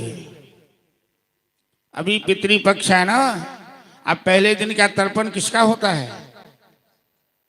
अगस्त मुनि का तर्पण। क्या मंत्र है? आतापि भक्षितो येन वातापि च महाबलः समुद्रो शोषितो येन। तो अगस्त ऋषि समुद्र को पी गए। तपस्वी और ऋषि मुनि से भर के कोई नहीं, भगवान भी डरते हैं उनसे, क्योंकि उनके पास साधना का बल है, भक्ति का बल है। अगस्त ऋषि देवताओं के कल्याण के लिए समुद्र को पिए थे। एक राक्षस समुद्र में छिपता था दिन में और रात में मारता था ऋषि मुनि को। अलग कथा है एक। तो सागर सूख जाए, यदि सागर में पानी ना हो तो धरती पे वर्षा नहीं होगी। सागर से पानी लेता है, बाष्प बन के बादल बनता है, मानसून बनता है, वही वर्षा करता है। नहीं तो जब भगीरथ राजा हुए, गंगा को लाए और गंगा ने सागर को भरा, इसीलिए उसका नाम है सागर। तो सागर 99 अश्वमेध यज्ञ किए थे। इंद्र का एक नाम है शतक्रतु। 100 यज्ञ करने वाला शतक्रतु, क्रतु मतलब यज्ञ होता है। 100 अश्वमेध यज्ञ करने वाला स्वर्ग का राजा इंद्र बनता है। तो जब जब धरती पर कोई 100 अश्वमेध यज्ञ करने लगता राजा महाराजा धर्मात्मा, तो इंद्रदेव उस यज्ञ में बाधा डाल देते हैं, ताकि मेरा पद न कोई छीन ले। 99 अश्वमेध यज्ञ तो सागर का पूरा हो चुका, 100वां प्रारंभ है। और 60,000 सागर के पुत्र हैं। 60,000 पुत्र कोई पत्नी के गर्भ से जन्म नहीं लिए हैं। राम जी को ससुराल में गालियां पड़ती है मिथिलानी सब। आप क्या बोलिएगा, आपके खानदान में कोई महिला थोड़े है बच्चा पैदा करने वाली फैक्ट्री है जो 60,000 संतान को जन्म देती है, गालियां देती है। वो यज्ञ से उत्पत्ति है। उस घोड़े की रक्षा में दिग्विजय में घोड़ा जा रहा था, 60,000 सागर के पुत्र पीछे पीछे जा रहे थे। इंद्र ने देखा यदि सागर का ये यज्ञ पूरा हुआ तो इंद्र बन जाएगा, हमें तो सिंहासन छोड़ना पड़ेगा। तो इंद्र ने घोड़ा चुराकर कपिल मुनि के आश्रम में गंगा सागर में छिपा दिया और ब्राह्मण का रूप धारण कर सागर पुत्रों को उत्तेजित किया कि तेरा यज्ञ पशु तो कपिल मुनि अपने आश्रम में छिपा कर रखे। उदंड नौजवान सागर संतान आगे पीछे कुछ सोचा नहीं, विवेक से निर्णय लिया नहीं, ईंटे पत्थर मारकर कपिल मुनि को घायल किया। जब उन्हें कष्ट नहीं बर्दाश्त हुआ तो कपिल मुनि के मुंह से अग्नि की ज्वाला निकली और 60,000 सागर के पुत्र भस्म हो गए। हाहाकार मच गया, धरती पर अकाल पड़ गया, सागर का यज्ञ अधूरा रह गया। सागर के एक दूसरे पुत्र थे असमंजस महाराज। पता लगाकर गंगा सागर पहुंचे कपिल मुनि के आश्रम में। उन्होंने उन्हें प्रसन्न किया। उनकी विनम्रता देखकर कपिल मुनि कहते हैं कि इस घटना के पीछे परमात्मा की प्रेरणा है। गंगा स्वर्ग से धरती पर आएगी और उसी गंगा जल के पावन स्पर्श से तुम्हारे भाइयों की आत्मा को शांति मिलेगी। एक घोड़ा ले जाकर तुम अपने पिता का यज्ञ संपन्न करो, गंगा को स्वर्ग से धरती पर लाने के लिए तपस्या करो। असमंजस महाराज पिता का यज्ञ संपन्न किया और घोड़ा, तुलसी बात है क्या, तो अपने पिता का यज्ञ संपन्न करवाया और तपस्या करने चले गए हिमालय। तपस्या करते करते उनके जीवन का अंत हो गया, लेकिन गंगा माता प्रसन्न नहीं हुई। उनके पुत्र अंशुमान भी तपस्या करके जीवन का अंत किया। उनके पुत्र दिलीप भी तपस्या करके जीवन का अंत कर दिया। अंत में दिलीप के पुत्र भगीरथ महाराज तपस्या करने गए और उन्होंने पहले भगवान श्री कृष्ण को प्रसन्न किया और भगवान श्री कृष्ण की प्रेरणा से गंगा माता प्रसन्न हुई। गंगा माता कहती हैं, पुत्र भगीरथ, मैं तुम्हारी तपस्या से प्रसन्न हूं, धरती पर आने के लिए तैयार हूं, लेकिन मेरा वेग, मेरी धारा इतनी प्रचंड है कि धरती सहन नहीं कर पाएगी, धरती में दरार आ जाएगी, मैं पाताल में चली जाऊंगी, तुम्हारा उद्देश्य पूरा नहीं हो पाएगा। इसलिए तुम भगवान शिव को प्रसन्न करो, वो सर्वशक्तिमान है, वो यदि अपनी जटा में हमें स्थान दे देते हैं तो मैं आसानी से धरती पर आ जाऊंगी। भगीरथ महाराज भगवान शिव को प्रसन्न किया। या षष्ठुराद्या विहित विधिहुतम या विधिजा चहोत्री ये दी कालम विधत्तः श्रुति विषय गुणा या स्थिता व्याप्त विश्वम या माहुः सर्वबीज प्रकृतिरितया प्राणिनः प्राणवन्तः प्रत्यक्षाभिर्प्रपन्नस्तनुभिर्वतु वष्टाभिरष्टाभिरीश। हे भोलेनाथ, वर्षों से धरती पर अकाल पड़ा हुआ है। 60,000 हमारे पूर्वजों की आत्मा भटक रही है। अन्न जल के लिए धरती के प्राणी तरस रहे हैं। गंगा माता धरती पर तभी आएंगी जब आप अपनी जटा में उन्हें स्थान देंगे। भगवान शिव ने कहा, कोई बात नहीं, मैं प्रसन्न हूं, मैं गंगा को अपने मस्तक पर धारण करने के लिए तैयार हूं। भगवान शिव ने कैलाश शिखर पर अपनी जटा को फैला दिया और भगीरथ ने गंगा से प्रार्थना की कि हे मातेश्वरी, भगवान शिव अपनी जटा में आपको स्थान देने के लिए तैयार हैं, आप आइए। कि ब्रह्मांडम खंडयंतीम हर्षिरसि जटावल्लिमुल्लासयंतीम स्वरलोकातापतंतीम कनकदुर्गुहा गंडशैलास्खलंतीम क्षोणीपिष्ठे लुठन्तीम दृच्चे चमौलिर्भरं भर्त्सयन्तीम पाथोधिं पूरयन्तीम सुरनगर सरित पावनी नखपुना। गंगा की उत्पत्ति कैसे है? देवी भागवत में कथा है कि राधा रानी के भय से गंगा भगवान के अंगूठा में छिप गई। एक बार सभा में प्यार भरी चितवन से राधा जी की ओर गंगा देख रही थी। सौतिया डाह बड़ा खराब होता है। कोई महिला अपने पति को किसी दूसरी औरत से बात करते देख ले तो उसके मन में संदेह पैदा होता है, कहीं कुछ गड़बड़ तो नहीं है। विश्वास रखना चाहिए।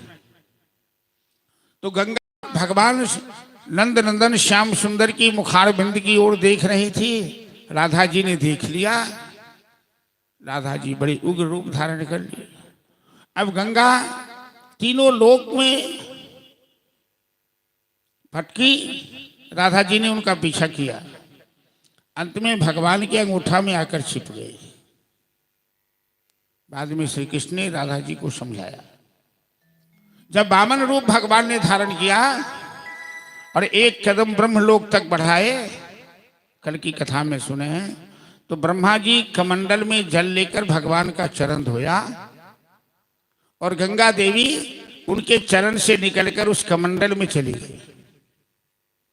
देवताओं ने गंगा माता से प्रार्थना की तो देवताओं का कल्याण करने गंगा स्वर्ग में आई। ब्रह्मांडम खंडयंती हर्षरसिजता बल्ली मूल्यास। आज महाराज भगीरथ की तपस्या से प्रसन्न होकर गंगा भगवान शिव की जटा में समा गई। गंगा के अंदर जो अभिमान है भगवान शिव जानते हैं। उन्होंने अपनी जटा का ऐसा विस्तार किया कि जटाटवी गलज्ज्वल प्रवाह भावित स्थले गले बलम लंबितां भुजंग तुंग मालिकाम डमड्डमड्डमड्डमन्निनादवड्डमर्भयम् चकार चंड तांडवम तनो तुनः शिव शिवम जटाकटाह संभ्रमा भ्रमं विलिम्प निर्झरी विलोलवी शिवल्लरी विराजमान मूर्धनि धगत धगत धगत ज्वलल्ललाट भट्ट पावके किशोर चंद्रशेखरे रति प्रतीक्षणम मम। शिव की जटा रूपी जंगल में गंगा उलझ गई। अब गंगा जी को निकलने का रास्ता नहीं मिल रहा है। भगवान शिव ने अपनी महिमा दिखाई। फिर भगीरथ ने भगवान शिव से प्रार्थना की कि प्रभु आपकी महिमा तो सर्वविदित है, गंगा माता को मुक्त कीजिए वरना मेरी तपस्या बेकार हो जाएगी। भगवान शिव ने जटा का संवरण किया और शिव की जटा से गंगा कैलाश पर्वत से नीचे आई, गंगोत्री होती हुई। जैसे भारत भूमि को गंगा जल का स्पर्श हुआ, देवराज इंद्र प्रसन्न होकर वर्षा करने लगे, भारत का सौभाग्य लौटा। बोल गंगा महारानी की जय। आगे आगे भगीरथ दौड़ते जा रहे हैं और पीछे पीछे गंगा की धारा बहती जा रही है। हिमालय से निकलकर गंगा ऋषिकेश हरिद्वार होती हुई भारतवर्ष को दो भागों में बांटती हुई गंगा सागर में समा गई और गंगा जल के पावन स्पर्श से 60,000 सगर पुत्रों की आत्मा को मुक्ति मिली, शांति मिली।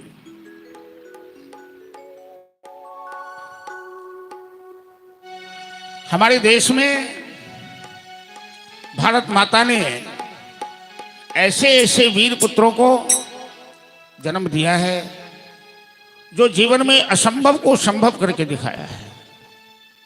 स्वर्ग से गंगा को धरती पर लाना ये असंभव को संभव करना है। गंगा हमारे देश की शान है, गंगा भारतवर्ष की पहचान है, गंगा भारत की ओठों की मुस्कान है।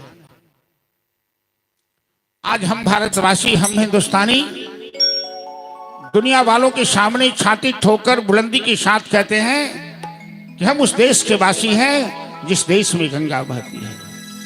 भारतवर्ष वह देश है जिसमें गंगा जमुना सरस्वती की अविरल धारा, पवित्र धारा बहती है। हम उस देश के रहने वाले हैं।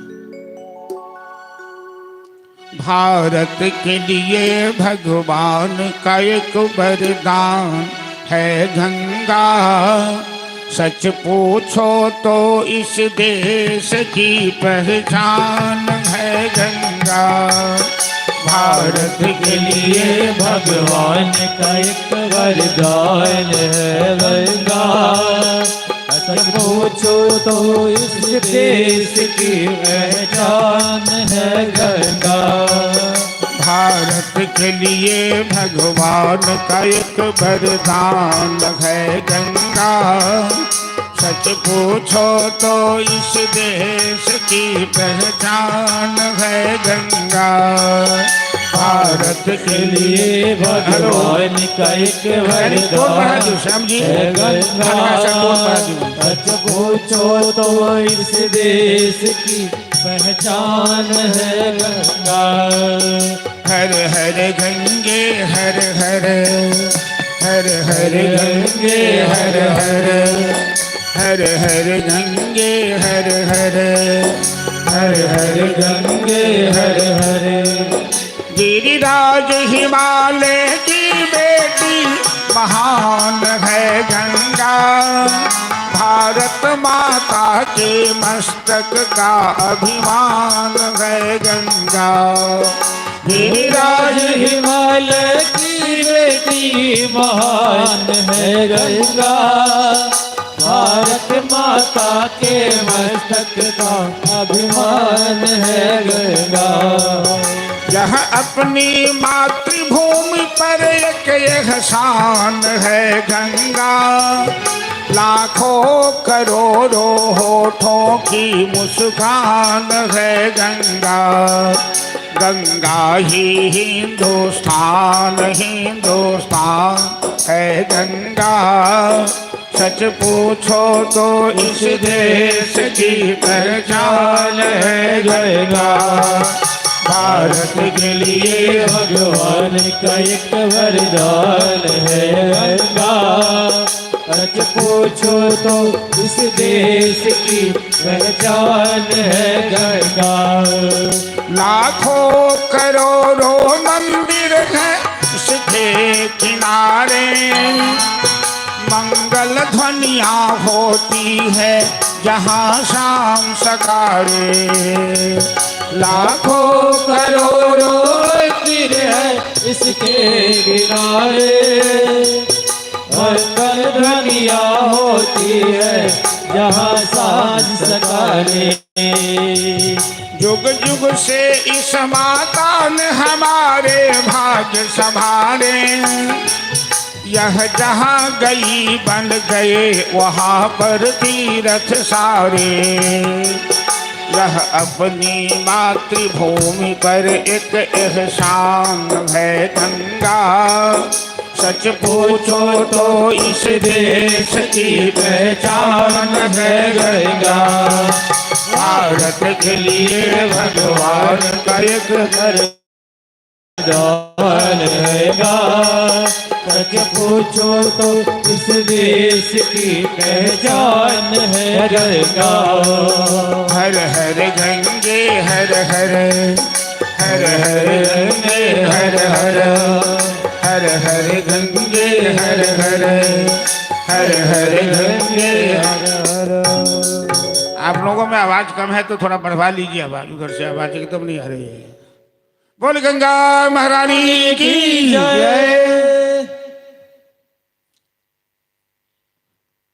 हम लोग ऐसे देश के रहने वाले हैं जो ऋषि मुनियों की भूमि कहलाती है, जो रामकृष्ण की भूमि कहलाती है, जो नंद नंदन श्याम सुंदर की भूमि कहलाती है। और ऐसे सैकड़ों हजारों सपूतों को भारत माता ने जन्म दिया है। भारतवर्ष की सभ्यता, भारतवर्ष की संस्कृति विश्व को शिक्षा देती है, मानवता का पाठ सिखलाती है। एक समय था जब हमारे देश में तक्षशिला विश्वविद्यालय जो पाकिस्तान में चला गया है, नालंदा विश्वविद्यालय, जहां विदेशी यात्री, चीनी यात्री, फाहियान, हुएनसांग वगैरह आते थे शिक्षा प्राप्त करने, विश्व का विद्या का केंद्र था भारतवर्ष। आज दुर्भाग्य की बात है कि हमारे देश के लोग शिक्षा पाने विदेश में जाते हैं, पहले विदेश से लोग भारतवर्ष में आते थे। ऐसी सभ्यता, ऐसी संस्कृति विश्व में कहीं नहीं मिलेगी। है प्रीत जहां की रीत सदा, मैं गीत वहां के गाता हूं। भारत का रहने वाला हूं, भारत की बात सुनाता हूं। काले गोरे का भेद नहीं, हर दिल से हमारा नाता है। हमें और नहीं कुछ आता तो प्यार निभाने आता है।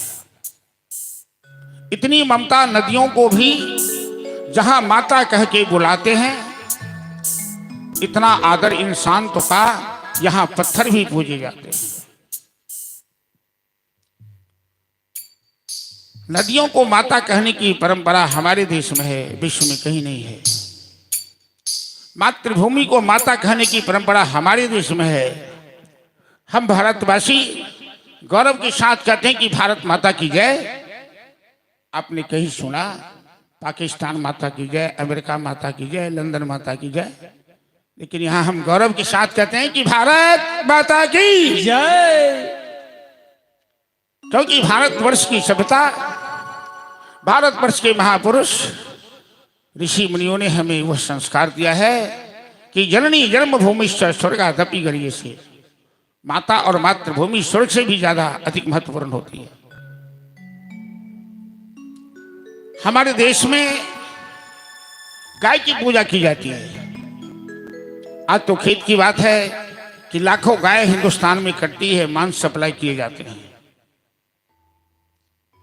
हम सूर्यवंश में कथा सुनाएंगे कि राजा दिलीप एक गाय की रक्षा के लिए अपने प्राण की बाजी लगा देंगे।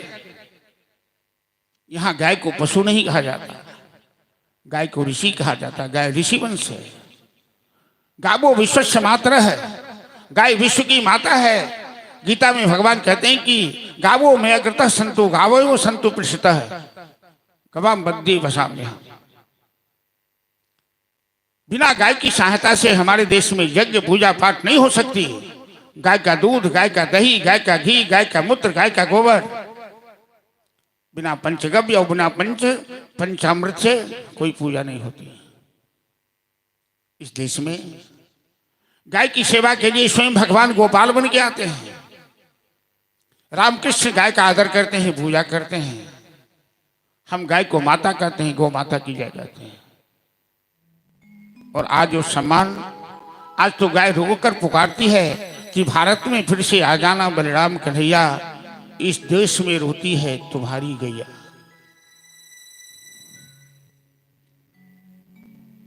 हमारा देश, एक भी इतिहास में प्रमाण नहीं मिलेगा कि किसी देश पर आक्रमण किया हो। और भारतवर्ष की ओर यदि किसी ने बुरी नजर डाली तो उसे क्षमा भी किया हो। ये देश स्वयं संपन्न था। इस देश को विदेशियों ने लूटा, गजनी ने लूटा, तुगलक ने लूटा, कनिष्क ने लूटा, हुन ने लूटा। संस्कृत उपन्यास में कथा है कि 12 बार इस देश के सोने चांदी लूट लूट कर मुसलमानों ने ऊंट की पीठ पर लाद कर विदेश ले गए। ऐसे ही इस देश को सोने की चिड़िया नहीं कहा जाता था। और आज भी जब हमारे देश में पाठशालाओं में, विद्यालयों में, महाविद्यालयों में हमारे देश के बच्चे, छात्र छात्राएं जब राष्ट्रगीत को गाते हैं बड़े प्रेम से कि जहां डाल डाल पर, हेलो,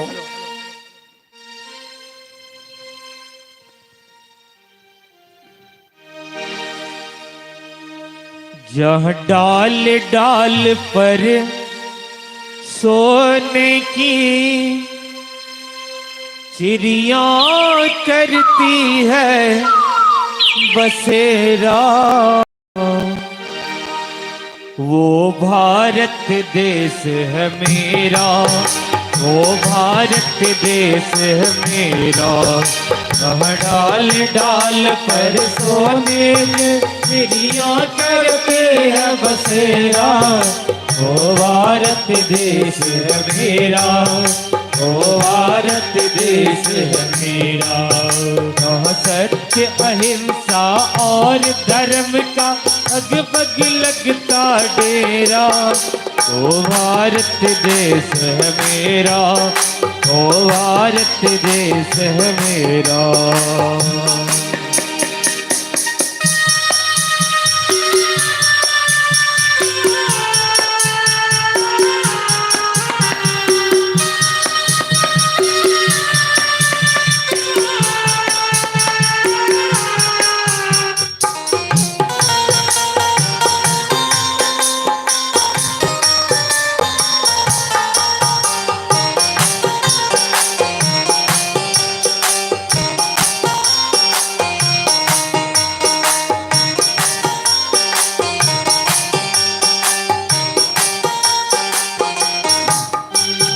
ये धरती वो जहाँ ऋषि मुनि जपते प्रभु नाम की माला। हरिओम हरिओम हरिओम हरिओम। जहाँ हर बालक एक मोहन है और राधा एक वाला, और राधा एक वाला। जहाँ सूरज सबसे पहले आकर डाले अपना डेरा, वो भारत देश है मेरा, वो भारत देश है मेरा। जहाँ डाल डाल पर सोने की चिड़िया करती है बसेरा, वो भारत देश है मेरा, वो भारत देश है मेरा।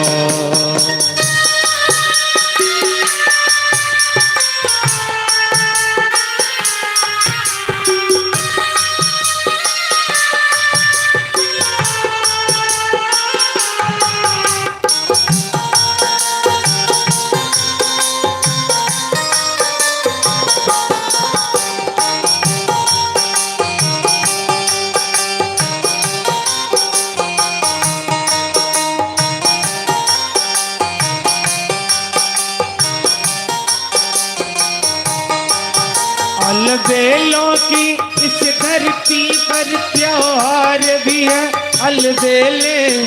अलबेलों की इस धरती पर त्योहार भी है अलबेले। कहीं दिवाली की जगमग और होली के कहीं मेले। कहीं दिवाली की जगमग कहीं होली के है मेले। कहीं होली के है मेले। जहाँ राग रंग और हंसी खुशी का चार ओर बसेरा हो। भारत देश मेरा, ओ भारत देश मेरा। डाल डाल पर सोने की चिड़ियाँ करती है बसेरा। ओ भारत देश मेरा, ओ भारत देश मेरा।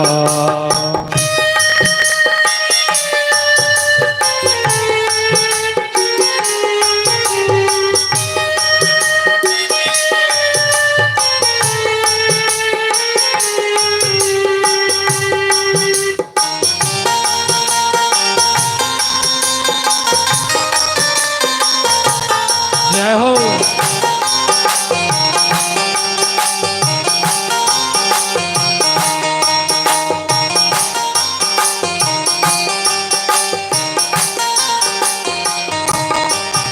जहाँ आसमान से बातें करते मंदिर और शिवालय।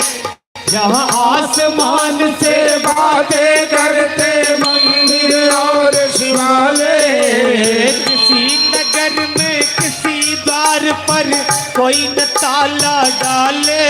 किसी नगर में किसी द्वार पर कोई न ताला डाले। कोई न ताला डाले। और प्रेम की बंसी जहाँ बजाता आए शाम सवेरा। ओ भारत देश मेरा, ओ भारत देश मेरा। डाल डाल कर सोने की चिड़िया करते हैं बसेरा। ओ भारत देश मेरा, ओ भारत देश मेरा।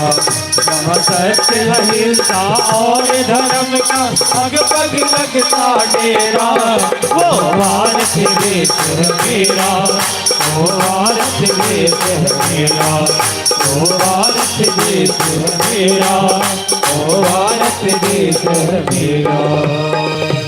और भारत माता की जय। जो भरा नहीं है भावों से, जिसमें बहती रसधार नहीं, हृदय नहीं वह पत्थर है जिसमें स्वदेश का प्यार नहीं है। चलिए उसी सूर्यवंश में खटवांग के पुत्र दिलीप हुए। जो दिलीप 21 दिन तक गुरुकुल में गाय की सेवा की, चरवाही की। और गौ माता के आशीर्वाद से दिलीप को रघु जैसा पुत्र हुआ। रघु इतने प्रतापशाली हुए कि सूर्यवंश का नाम रघुवंश के रूप में परिणत कर दिया। राजा रघु के पुत्र हुए अज, और अज के पुत्र हुए महाराज दशरथ।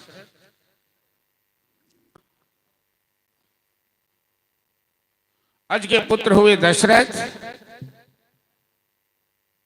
दशरथ के घर प्रभु राम का अवतार होता है।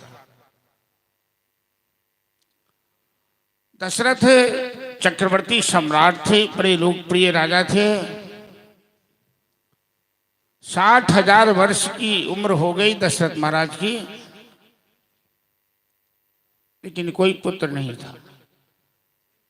अभी तक दशरथ ने अपने जीवन में पुत्र की आवश्यकता नहीं समझी। अयोध्या की प्रजा को ही अपनी संतान मानते थे। अयोध्या की प्रजा उन्हें अपने पिता के समान मानती थी।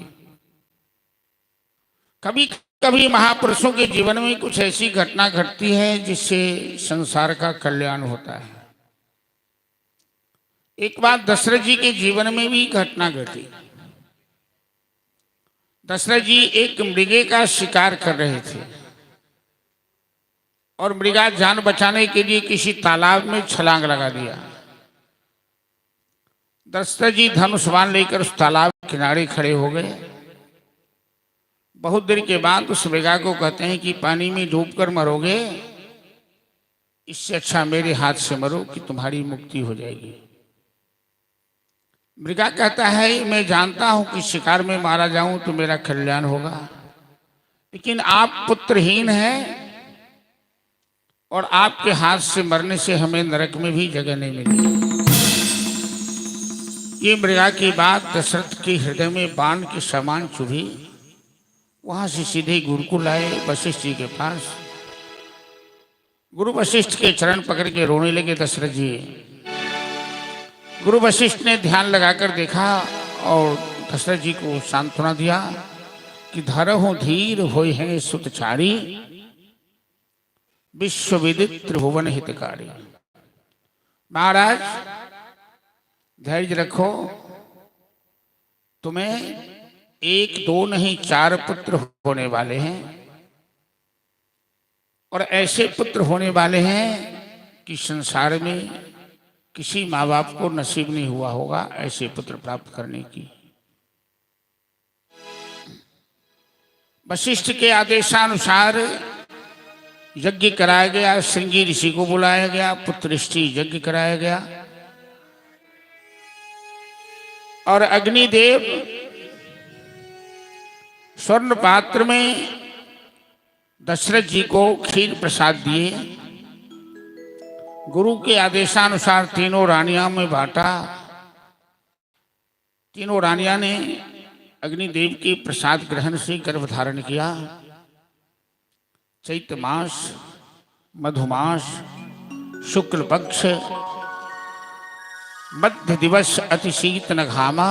राहुल जी एक राम जी की बधैया निकल रही है। मध्य दिवस अति शीत न घामा, अखिल लोक दायक विश्रामा। हम लोग राम कथा में हैं, भागवत कथा में हैं।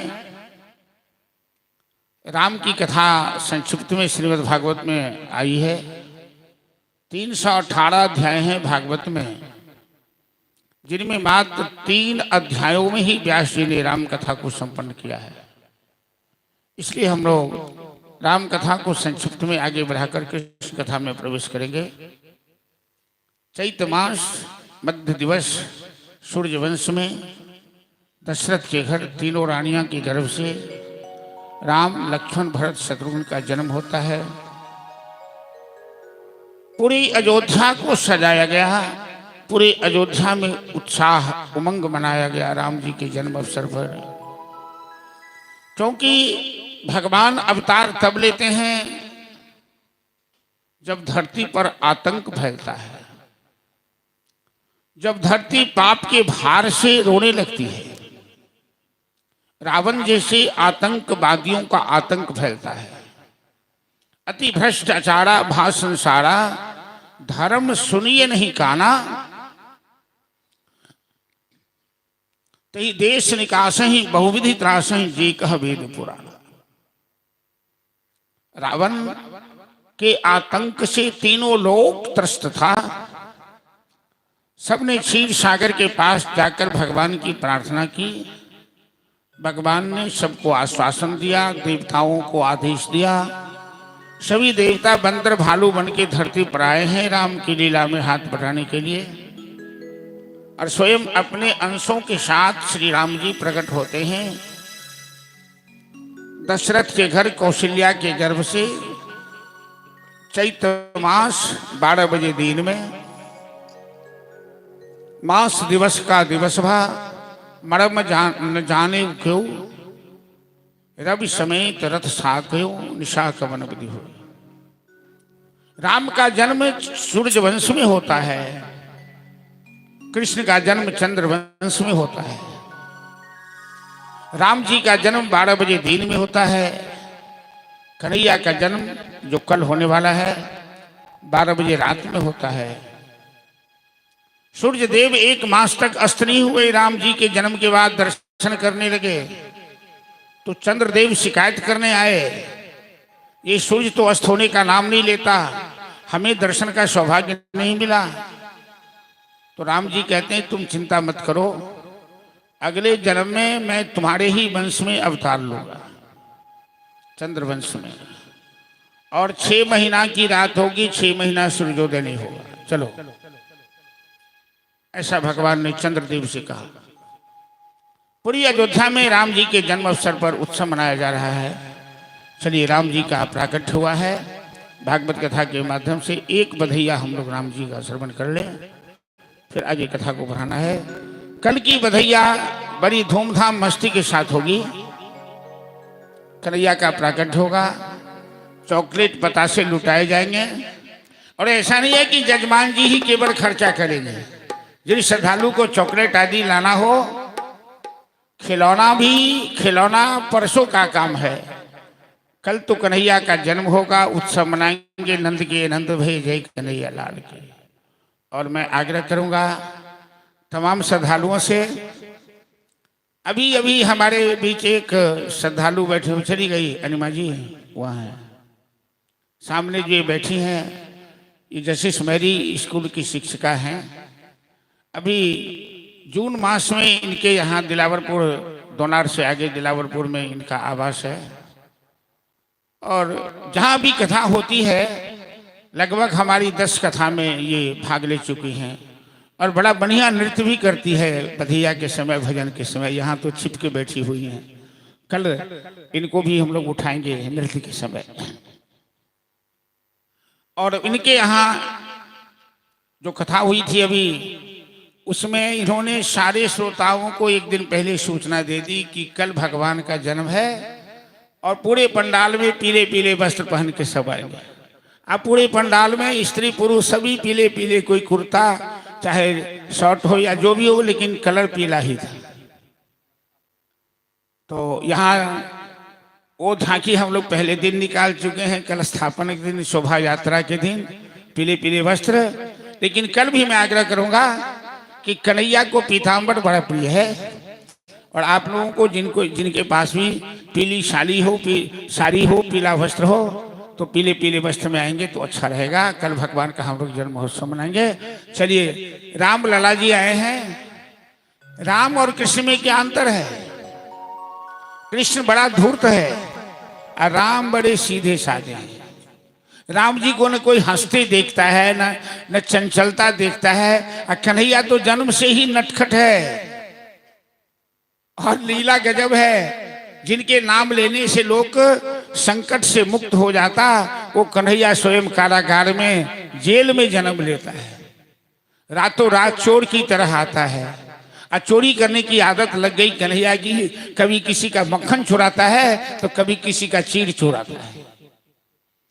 और एक चीज तो सबकी चोरी कर लेता है। ब्रजे वसंतम नवनीत चौरम, ब्रजांगनानाम दुगुण चौरम, अनेक जन्मार्जित पाप चौरम, चौराग्रगण्यम शीर्षा नमा। माखन चोर कन्हैया का एक नाम है चित्त चोर। और वो सबके चित्त को एक बार अपनी पलक से जिसकी ओर देख ले, वो ऐसा घायल हो जाता है जन्म जन्मांतर के लिए कि फिर उसे जल्दी होश नहीं होता है। तो कल हम लोग भगवान कृष्ण का जन्म महोत्सव मनाएंगे। आज राम जी का एक भजन बधैया के अवसर पर शुरू कीजिए। श्री राधे। राम जी का बधैया है। और जैसा कि आप लोगों ने श्रवण किया, कल भगवान कन्हैया का बधैया उत्सव धूमधाम से मनाया जाएगा। और राम जी तो वैसे भी शांत हैं, बहुत विनम्र हैं, तो उनके बधैया में कम से कम आप लोग ताली बजाकर जरूर भजन में संग देंगे। नहीं झूमेंगे नाचेंगे तो ताली प्रेम से जरूर बजाएंगे। अरे नहीं भाई, राम जी नहीं नाचे तो क्या, भक्त को नाचने का अधिकार है। आप लोग बिल्कुल नाच सकते हैं। नंद जी थोड़े चुप बैठे वाले हैं। चलिए, आप बधैया शुरू कीजिए। श्याम जी थोड़ा आवाज बढ़ा दीजिए, आवाज करो। बोले राम लला सरकार की जय। चलो चलो रे कौशल्या के द्वार, जन्मे राम लला। चलो चलो रे कौशल्या के द्वार, जन्मे राम लला। चलो चलो रे कौशल्या के द्वार, जन्मे राम लला। चलो चलो रे कौशल्या के द्वार, जन्मे राम लला। हो जन्मे राम लला, जन्मे राम लला। हो जन्मे राम लला, जन्मे राम लला। गाओ गाओ रे बधैया हजार, जन्मे राम लला। गाओ गाओ रे बधैया हजार, जन्मे राम लला। चलो चलो रे कौशल्या के द्वार, जन्मे राम लला। चलो चलो रे कौशल्या के द्वार, जन्मे राम लला।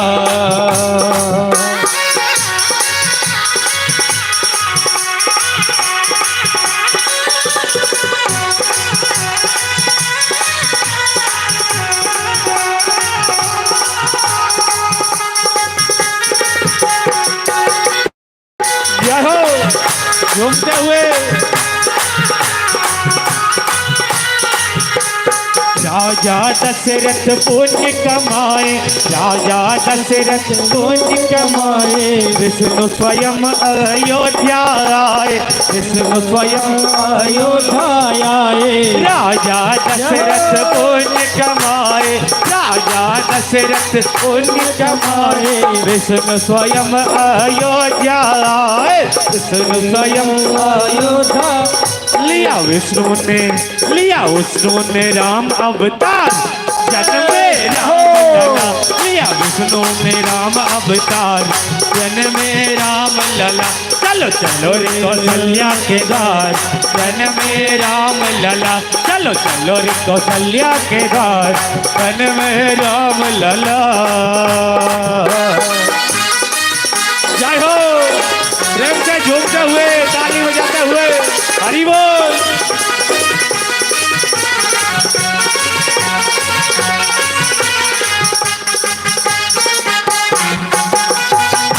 हरि बोल।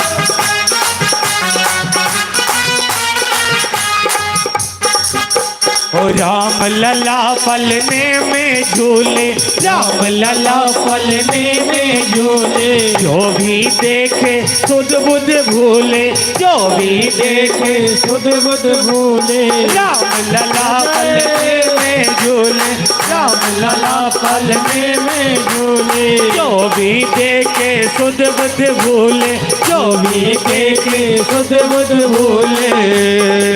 राजा दशरथ के नन्हे लाल, जन्मे राम लला। राजा दशरथ के राजकुमार, जन्मे राम लला। चलो चलो रे कौशल्या के द्वार, जन्मे राम लला। चलो चलो रे कौशल्या के द्वार, जन्मे राम लला।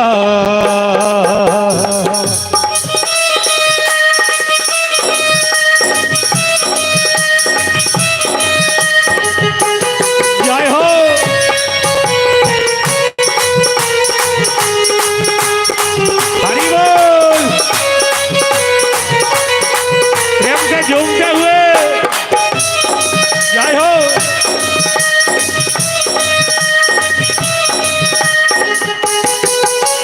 श्री राधे।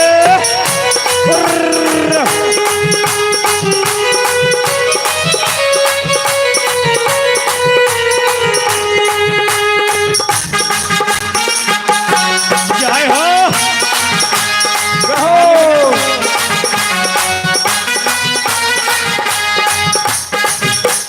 जब मुस्काए चारों भैया, जब मुस्काए चारों भैया।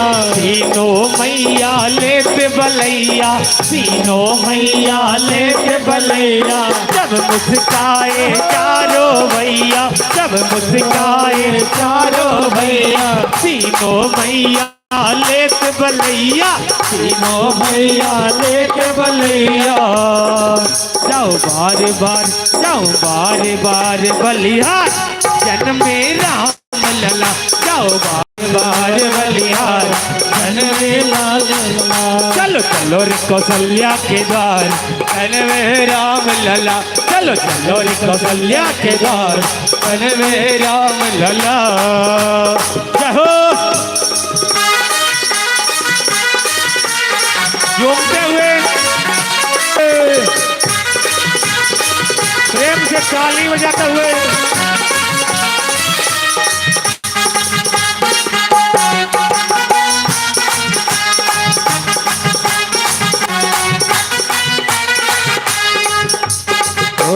राजा दशरथ बांटे बधाई, राजा दशरथ बांटे बधाई। सारी अयोध्या दौड़ी आई, सारी अयोध्या दौड़ी आई। राजा दशरथ बांटे बधाई, राजा दशरथ बांटे बधाई। सारी अयोध्या दौड़ी आई, सारी अयोध्या दौड़ी आई। देखिए राजा दशरथ भी बधाई बांट रहे हैं रामलला सरकार के जन्मोत्सव के अवसर पर, और हमारे यजमान जी हम सभी कलाकारों को पुरस्कार प्रदान कर उत्साह बढ़ा रहे हैं। एक बार यजमान जी के नाम पर जोरदार ताली बजाते हुए। ताली बजाइए, ताली जोर से। ओ राजा दशरथ बांटे बधाई, राजा दशरथ बांटे बधाई। सारी अयोध्या दौड़ी आई, सारी अयोध्या दौड़े आई। आज अयोध्या में, आज अयोध्या में छाई बहार, जन में राम लला। आज अयोध्या में छाई बहार, जन में राम लला। हो जन में राम लला, जन में राम लला। हो जन में राम लला, हो जन में राम लला। एक बार दोनों हाथ ऊपर उठा के ताली बजाते हुए सही बात से आग्रह। चलो चलो रे कौशल्या के द्वार, जन में राम लला। चलो चलो रे कौशल्या के द्वार, जन में राम लला। चलो चलो रे कौशल्या के द्वार, जन में राम लला। चलो चलो रे कौशल्या के द्वार, जन में राम लला। चलो चलो रे कौशल्या के द्वार, जन में राम लला। चलो चलो रे कौशल्या के द्वार, जन में राम लला। बोले रामलला सरकार की जय। वाह।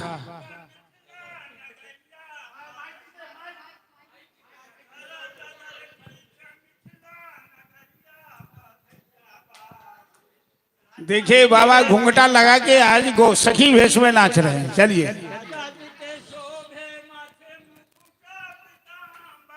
राजा जी के शोभे सुनैना रानी, सुनैना रानी के लाल पियरी चुनरिया। सुनैना रानी लाल पियरी चुनरिया। अरे धग धग बिचे अवधा नगरिया, ओ अयोध्या नगरिया। बधैया बाजे, ओ बधैया बाजे। राजा दशरथ दोवरिया, बधैया बाजे। हो राजा दशरथ दोवरिया, बधैया बाजे। हो कौशल्या जी के अंगना, बधैया बाजे। हो कौशल्या जी के अंगना, बधैया बाजे। राहुल शोभे माथे मुकुट पीताम्बर, राजा जी के शोभे मुकुट पीताम्बर।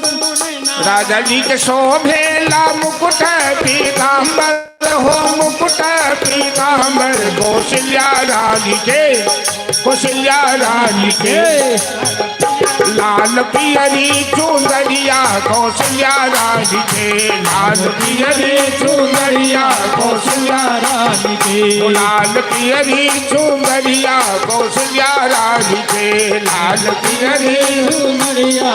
कौशल्या रानी के डगर डगर बिचे अवधा नगरिया, हो अवधा नगरिया।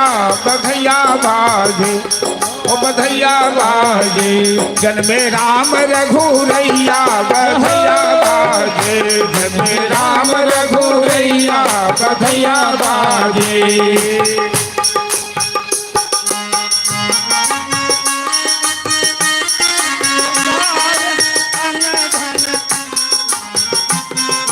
देवन विमान चढ़ी फूल बरसा में, हो फूल बरसावे लुटने लागे, लुटने लागे।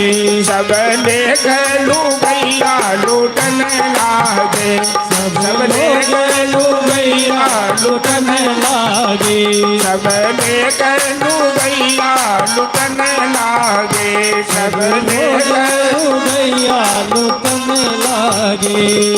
डगर डगर बिछे अब था नगरिया, ओ अयोध्या नगरिया बधिया बागे। डगर डगर बिछे अब था नगरिया, ओ अयोध्या नगरिया बधिया बागे। राजा दशरथ दुआरिया बधिया बागे हो, राजा दशरथ दुआरिया बधिया बागे। आज कौशल्या जी के अंगना बधिया बाजे हो, कौशल्या जी के अंगना बधिया बाजे। गुलाब लड़ा सरकार की। चलिए आज थोड़ा बचा के रखिए कल के लिए।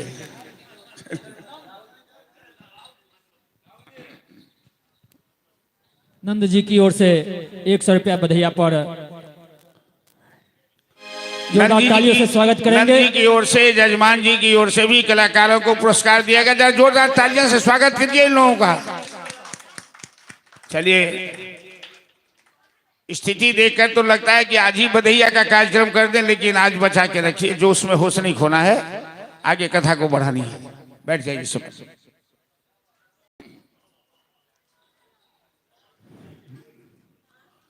राम जी की बाल लीला का वर्णन हुआ।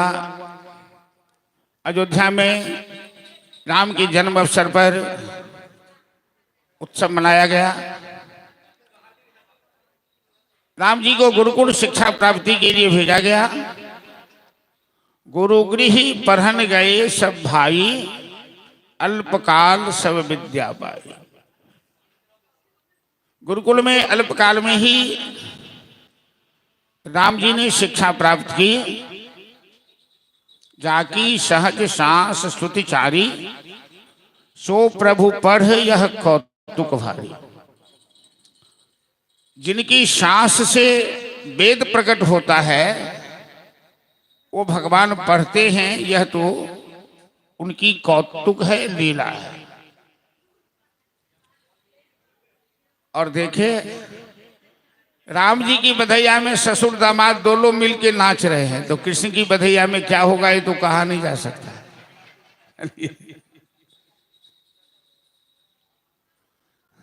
अब 3-4 की जोड़ी बहुत अच्छी हो गई। यहाँ अनिमा जी हैं, इस सामने हैं, जजमानी जी हैं, इधर नीतू जी हैं, नंद जी की।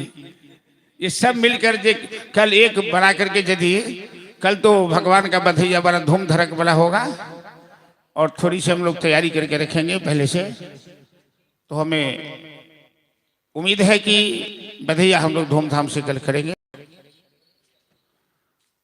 गुरुकुल से शिक्षा प्राप्त करके आए राम जी। अब मेरा आग्रह है आप तमाम श्रोताओं से, श्रद्धालुओं से, कि कथा में ध्यान दीजिए। आगे राम जी की कथा को मिथिला तक आज पहुंचानी है।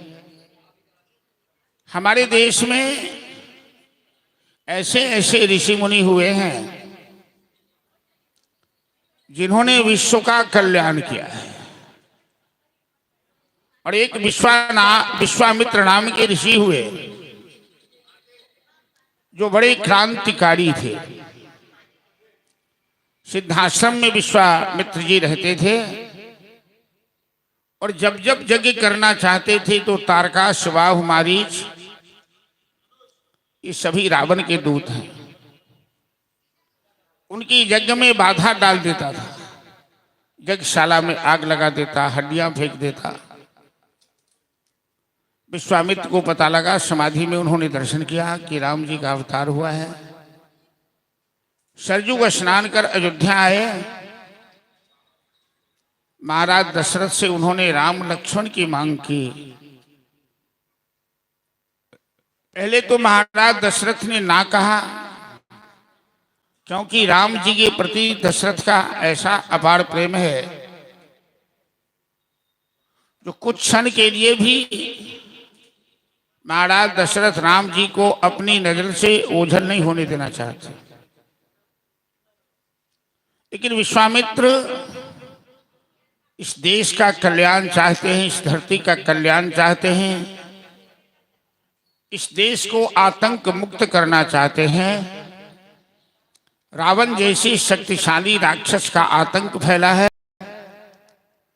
और रावण को राम ही शांत कर सकते हैं। ये सामर्थ्य श्री राम में ही है। उन्होंने दशरथ को डराया धमकाया और दशरथ जी ने राम लक्ष्मण विश्वामित्र जी को सौंप दिया गुरु वशिष्ठ के समझाने पर। गुरुदेव के साथ राम लक्ष्मण सरयू का स्नान कर विश्वामित्र से अनेकों अस्त्र शस्त्र का ज्ञान प्राप्त किया, मंत्रों का ज्ञान प्राप्त किया। दोनों ने गुरुदेव से कहा कि यज्ञ प्रारंभ कीजिए, हम देखते हैं कौन राक्षस यज्ञ में बाधा डालता है। राम का जीवन बड़ा विचित्र है। महाराज दशरथ को इस बात से बड़ी चिंता थी, हर आदमी के अंदर अवस्था के मुताबिक गुण होना चाहिए। बच्चे चंचल होते हैं, जवानी में भी चंचलता होती है, लेकिन बुढ़ापा में आके लोग स्थिर हो जाता है, गंभीर हो जाता है। अब बच्चे यदि बूढ़े की तरह आचरण करने लगे, ये भी शोभनीय नहीं लगता। लेकिन राम जी का स्वभाव ऐसा है, न कभी मुस्कुराते हैं न कभी कोई चंचलता है, जो देखकर महाराज दशरथ जी बड़े चिंतित हैं। उन्होंने विश्वामित्र से कहा, हे मुनिनाथ, मैंने तो राम लक्ष्मण आपको सौंप दिया है, लेकिन जरा राम से एक बार पूछिए कि ये कभी हंसता भी नहीं है, ये क्यों चिंतित रहता है। अब थोड़ी कथा पर ध्यान दीजिए, जो क्या विश्वामित्र और राम जी क्या कहना चाहते हैं।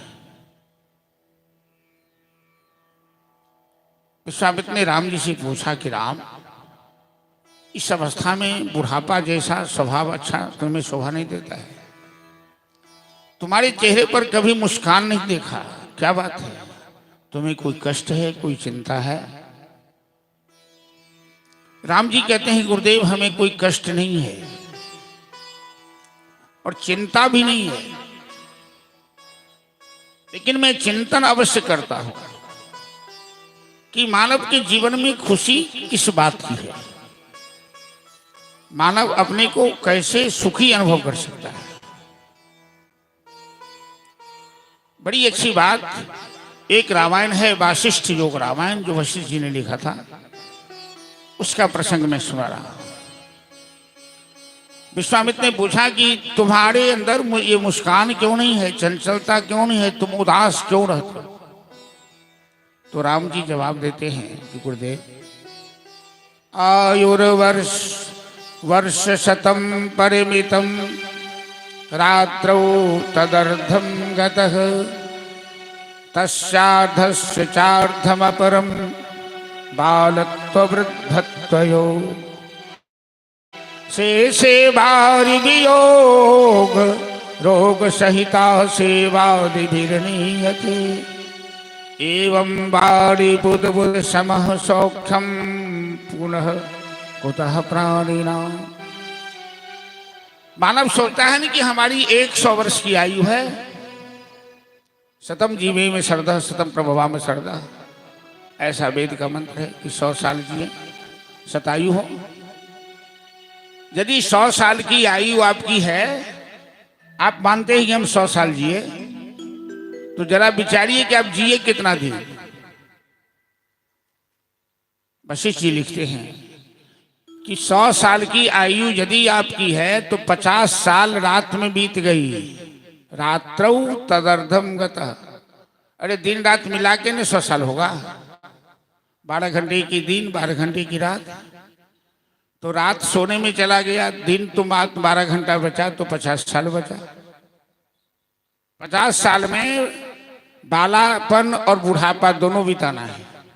12 साल तक बालापन माना गया है और 12 साल बुढ़ापा की सीमा मानी गई है। तो 25 साल बच गई आयु। उसी 25 साल में बीमार भी पड़ना है, परिवारों का भी भरण पोषण करना है, जीवन में औपचारिकता का भी निर्वाह करना है। तो राम जी कहते हैं कि सौख्यम कुतः प्राणिना। तो मानव के जीवन में सुख कब मिला गुरुदेव? वो सोचता है कि 100 साल हम जीता है 25 साल। 25 साल में भी इतना झंझट है जीवन में, गृहस्थी में, उसे कभी आनंद अनुभव करने का मौका नहीं मिलता है। जरा देखिए तो, जन्म लिया तो 2, 4, 5 साल लड़कपन खेल में खोया। लड़कपन की गिनती नहीं है। उसके बाद पढ़ाई लिखाई में भी बड़ा टेंशन है, बच्चों को पढ़ाई में बड़ी मेहनत पड़ती है। अब पढ़ाई के बाद शादी हो गई तो पत्नी आ गई, तो उसका भरण पोषण करना है। साल 2 साल में बच्चे पैदा ले लिए तो बच्चे की जवाबदेही आ गई, टेंशन भी बढ़ा। इस तरह से सारी जिंदगी लोगों की गुजर गई। सौख्यम कुतः प्राणी नाम, किसी के जीवन में सुख नहीं मिला। बात समझ में आ रही है आप लोग? विश्वामित्र जी कहते हैं, राम तुम कहते हो तो सही, तुम जो तर्क दे रहे हो ये सही है, लेकिन कहने का समय सही नहीं है। इस अवस्था में जो तुम बात कर रहे हो ये बुढ़ापे अवस्था की बात है। इस अवस्था में ये बात शोभा नहीं देती है। राम जी कहना चाहते हैं कि हमें संसार में कोई आकर्षण नहीं है। मैं क्यों मस्ती मनाऊं, क्यों मौज मनाऊं? ये संसार क्षणभंगुर है, नाशवान है, आज है कल नहीं है। हमें संसार से कुछ नहीं लेना देना है। अर्थात राम जी के जीवन में पूर्ण वैराग्य आ गया युवावस्था में। और देश के नौजवान यदि वैराग्य ले ले तो देश की जुआ किसके कंधा पर होगा? वैराग्य ले लिया तो वो अपने कंधा पे भार नहीं ले सकता।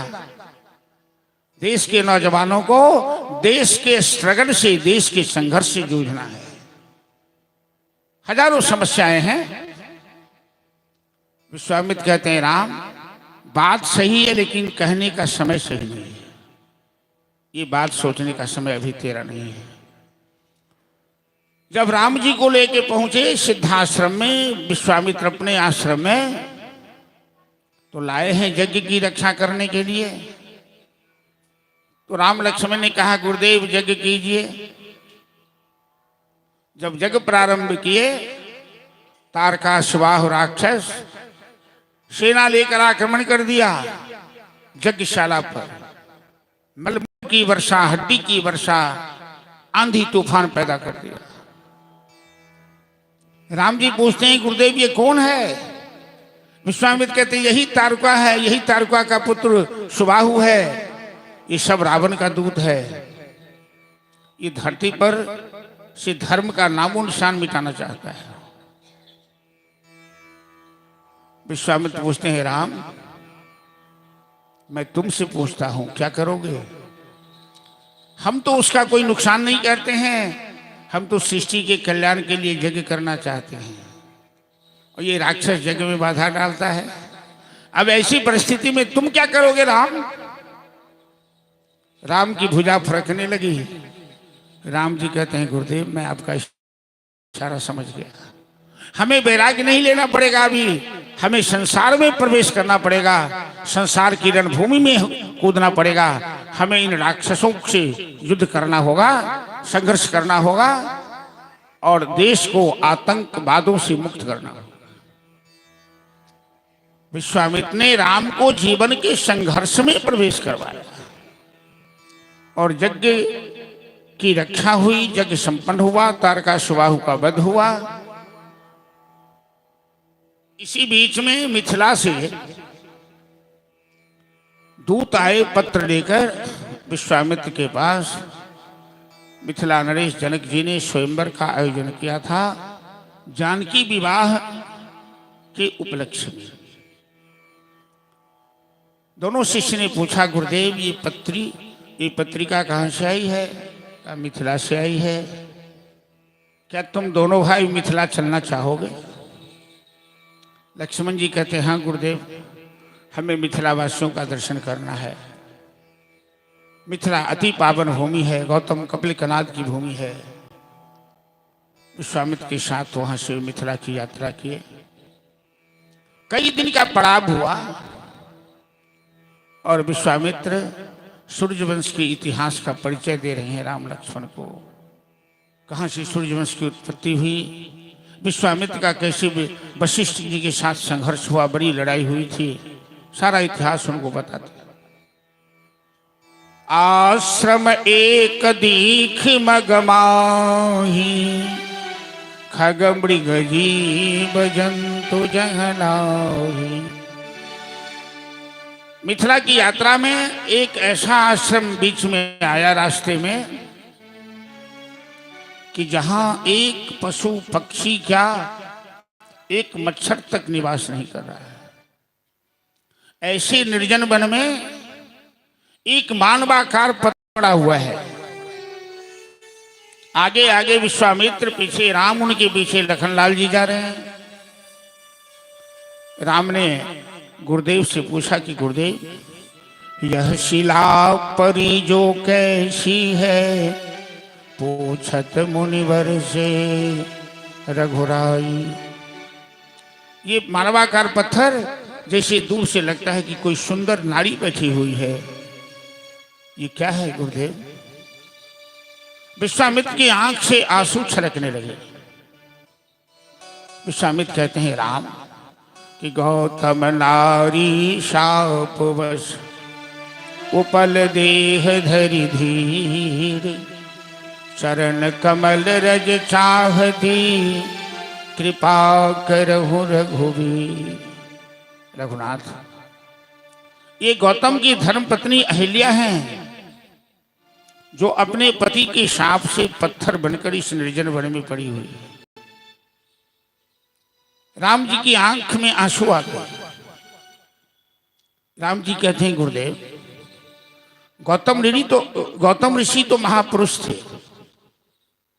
और महापुरुष को क्षमा ही शोभा देती है। ऐसा कौन सा अपराध अहिल्या देवी ने किया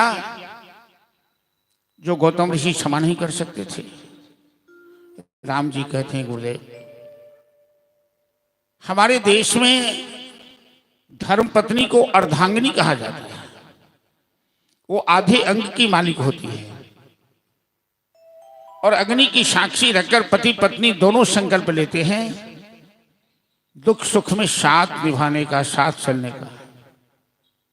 क्या गौतम ऋषि जैसे महापुरुष अपनी पत्नी को क्षमादान नहीं कर सकते थे? एक जीते जी किसी सुंदर स्त्री को पत्थर बन जाने का शाप देना, ये क्या न्याय है? ये क्या स्त्री के प्रति अन्याय नहीं है? गुरुदेव, मैं आपसे जानना चाहता हूं। विश्वामित्र कहते हैं राम, जो प्रश्न हमसे तुम कर रहे हो वही प्रश्न अहिल्या देवी ने अपने पति गौतम ऋषि से किया था। जब गौतम ऋषि ने उन्हें पत्थर बनने का शाप दिया तो अहिल्या ने उनसे पूछा कि स्वामी, आप तो बड़े ज्ञानी हैं, आप महापुरुष हैं, संपूर्ण विश्व में आपकी प्रतिष्ठा है और मेरा अपराध भी ऐसा नहीं है कि आप क्षमा नहीं कर सकते थे। क्या मेरा दंड यही है कि हमें पत्थर बना दें आप? और मैं आपसे पूछती हूं, क्या अपनी पत्नी को पत्थर बनाकर कोई पति सुखी रह सकता है क्या? कोई अपनी पत्नी को कष्ट देकर कोई पुरुष सुखी रह सकता है क्या? मैं जानती हूं कि जितना प्रेम मैं आपसे करती हूं, आप भी हमसे उतना ही प्रेम करते हैं। जब अहिल्या ने इस तरह से प्रश्न पूछा, गौतम ऋषि की आंख में आंसू आ गए। उनके पास कोई जवाब नहीं था, क्योंकि जवान से निकली बात, कमान से निकला तीर वापस नहीं आता है। और आवेश मनुष्य का बहुत बड़ा शत्रु है। गौतम ऋषि ने आवेश में आकर शाप दे दिया। अब उन्हें बड़ा अफसोस होने लगा कि मैंने ऐसा क्यों किया, लेकिन करेंगे क्या? तो गौतम ऋषि ने कहा, देवी, शाप तो वापस नहीं हो सकता, लेकिन मैं वरदान देता हूं कि रघुकुल भूषण राम इसी रास्ते से मिथिला की यात्रा करेंगे और उनके दर्शन से तेरा उद्धार हो जाएगा, तुम्हें सदगति प्राप्त हो जाएगी। और गौतम ऋषि इतना कहकर मिथिला का त्याग कर दिया। फिर जिंदगी में लौट कर कोई मिथिला नहीं आए। गौतमी तट पर जाकर त्र्यंबकेश्वर महादेव की स्थापना की, उन्होंने अपना प्रायश्चित किया। राम, ये अहिल्या तुम्हारे चरण धूल की अभिलाषा रखती है। राम जी कहते हैं, गुरुदेव ये तो मेरी माँ है और मैं माँ को चरण स्पर्श नहीं करा सकता। राम मर्यादा पुरुषोत्तम है, वो कभी मर्यादा नहीं तोड़ते हैं। लेकिन प्रभु की प्रेरणा से हवा का झोंका आया, राम के चरण की धूल उड़कर अहिल्या के मस्तक पर पड़ी और अहिल्या अपने स्वरूप में आ गई। बोल श्यावर रामचंद्र की जय। हाथ जोड़कर अहिल्या राम के सामने खड़ी हो गई कि यद पाज पंकज परागन से तृप्ता भागीरथी भव विरंचि पुनः पुनादो साक्षात् समम दृगलोचन विषयो यदास्ते किं वर्णयेति मम किरा पुराकृत भागधेय। दीनानाथ दीनबंधो अनाथों के नाथ, तेरी शरण परे अपराधी। मुनि मख राखी तूने, तारू का संहारी तूने, पतित पवन तेरा नाम। पतित पवन तेरी महिमा अपार, तेरे शरण परी अपराधी। अहिल्या अपने स्वरूप में आ गई और आंख से आंसू बहाती हुई राम जी के सामने हाथ जोड़कर कि पर शत पद पावन शोक न सावन, प्रगट भई तप पुंज सही। खत रघुनायक धन सुखदायक, सन्मुख हुए कर जोड़ी रे। प्रेम अधीरा पुलक शरीरा, मुख नहीं आवत वचन कही। सबर भागी चरणन लागी, जुगल नयन जलधार बही। श्री राम ने अहिल्या का उद्धार किया। अहिल्या अपने पति लोक चली गई। गुरुदेव के साथ मिथिला आए। विदेहराज जनक जी ने विप्र मंडली के साथ विश्वामित्र का स्वागत किया।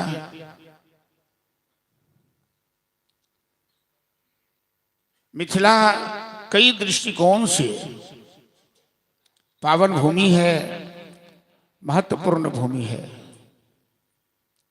जनक जैसा राजा विश्व में कभी नहीं हुआ, जो शरीर रहते भी जिन्हें विदेह कहते हैं, शरीर में कोई आसक्ति नहीं। ये गौतम कपिल कनाद की पावन भूमि है, जहां राम जी पैदल यात्रा करते हुए आ रहे हैं मिथिला की पावन धरती पर। और कहीं की धरती सोना की खान अबरक की खान देती है, लेकिन मिथिला की पावन धरती सीता जैसी बेटी को देती है, जो जानकी पूरे संसार को पवित्र करती हैं। जनक जी ने विश्वामित्र का स्वागत किया। जनक जी को सांसारिक विषयों में कहीं आकर्षण नहीं है, लेकिन विश्वामित्र के साथ दो शिष्यों को देखा। जनक जी मूरत मधुर मनोहर देखी, भयौ विदेह विदेह विषेक। विदेह तो है ही, लेकिन इन दोनों अद्भुत मूर्ति को देखकर और भी विदेह हो गए। और विश्वामित्र से पूछ दिया, कहा हूं नाथ, इस सुंदर दो बालक नृपकुल तिलक की ऋषिकुल बालक ये दोनों कोई ब्राह्मण वंश के हैं या क्षत्रिय वंश के हैं। जनक जी ने स्वयंवर रचाया है। जो शिव धनुष तोड़ेगा जानकी का विवाह उसी के साथ होगा। राम को देखते ही जनक जी का ध्यान, जनक जी का त्याग, जनक जी का वैराग्य कहाँ चला गया। विश्वामित्र से बोलते हैं कि नर नारायण मह को दो मोरे हृदय प्रीति हो। ये नर है कि नारायण है मेरी समझ में नहीं आ रहा है, क्योंकि मेरा आकर्षण संसार में कहीं नहीं होता और इनको देखकर मेरा आकर्षण बढ़ रहा है। इसका मतलब ये मनुष्य नहीं, ये साक्षात नारायण है। विश्वामित्र ने इशारे में जवाब दिया कि वचन तुम्हारा न हो अली का। मिथिला नरेश, आपका अनुमान गलत नहीं हो सकता। सुंदर बगीचे में आवास दिया गया। विश्वामित्र तो पूजा पाठ में लग गए। दोनों शिष्य कहते हैं कि गुरुदेव, आपका आदेश मिले तो हम जनकपुर घूम के थोड़ा जनकपुर वासियों का दर्शन करना चाहते हैं। विश्वामित्र मुस्कुराने लगे। सुत से तु पालक राम तू जगदीश जाया मानक। राम, तुमसे आदेश तो समस्त चराचर देता है, तुम हमसे आदेश मांग रहे हो। तुम मिथिला वासियों का दर्शन क्या करोगे? तुम मिथिला वासियों को दर्शन देना चाहते हो, जाओ लोगों को दर्शन देकर उनके जीवन को धन्य करो, उनके जीवन को तृप्त करो। दोनों भाई जनकपुर घूमने आए और जिन निज रूप मोहिनी नारी किन्हऊ स्वस सकल नर नारी। राम लक्ष्मण की सुंदर स्वरूप देखकर सारे मिथिलावासी आकर्षित हो गए, मोहित हो गए और सबके मन में एक ही भाव, दिव्य भाव जागृत हुआ। जहां परमात्मा रहते हैं, जहां परमात्मा का आगमन होता है, वहां लौकिक भाव नहीं जगता। सुंदर युवक को देखकर किसी युवती की इच्छा होती है कि मेरा दुल्हा ये हो जाए। प्रायः ऐसा ही देखा जाता है। लेकिन राम को देखकर सारी मिथिलावासी, मिथिलानियों की एक ही इच्छा है कि मेरी किशोरी जी के योग्य यही वर हो सकते हैं। जानकी के योग्य वर राम ही हो सकते हैं। और सबके मन में एक दिव्य भाव आया। सब अपने इष्ट देवता, कुल देवता, ग्राम देवता, सबसे यही प्रार्थना करने लगी कि किसी तरह राम ही धनुष तोड़े और राम ही जानकी के दुल्हा बने। जो हम लोगों का भी सौभाग्य बढ़ेगा। इस बहाने हम लोग भी इनसे बात करेंगे, इनका दर्शन होगा, इनसे संबंध जुड़ जाएगा। वृंदावन में गोपियां साहब कात्यायनी भगवती की उपासना करती हैं। कात्यायनी महामाये महायोगिन्धीश्वरी नंद गोप सुतम देवी पतिम में कुरुते नमः। हे महामाया कात्यायनी, तुम कृपा करो ताकि नंदन मेरा प्रियतम बन जाए, नंद नंदन की कृपा हम पर हो जाए। ऐसी मिथिलावासियों के मन में भाव आया। बड़ा सुंदर मैथिली में एक पद है। हेलो, कि सिया जी के होई हैं राम सजनमा, घर घर बाजत बधाई। सिया जी के होई हैं राम सजनमा, घर घर बाजत बधाई। सिया जी के होई राम सजनमा, घर घर बाजत बधाई। किशोरी जी के होई हैं राम पहुनमा, घर घर बाजत बधाई। किशोरी जी के होई है राम सजनमा, घर घर बाजत बधाई। बाजत बधाई, घर घर बाजत बधाई। बाजत बधाई, घर घर बाजत बधाई। ओ सिया जी के, किशोरी जी के होई है राम पहुनमा, घर घर बाजत बधाई। किशोरी जी के होई है राम सजनमा, घर घर बाजत बधाई।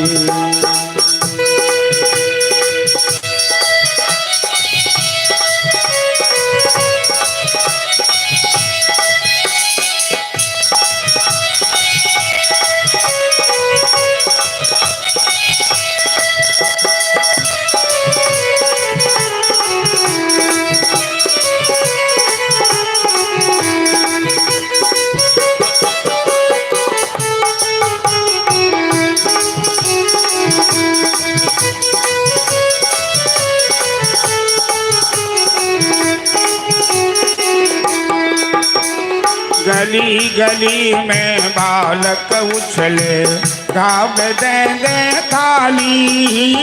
गली गली में बालक उछले गावे दे दे ताली। हाँ गली गली में बालक उछले गाँव दे दे ताली।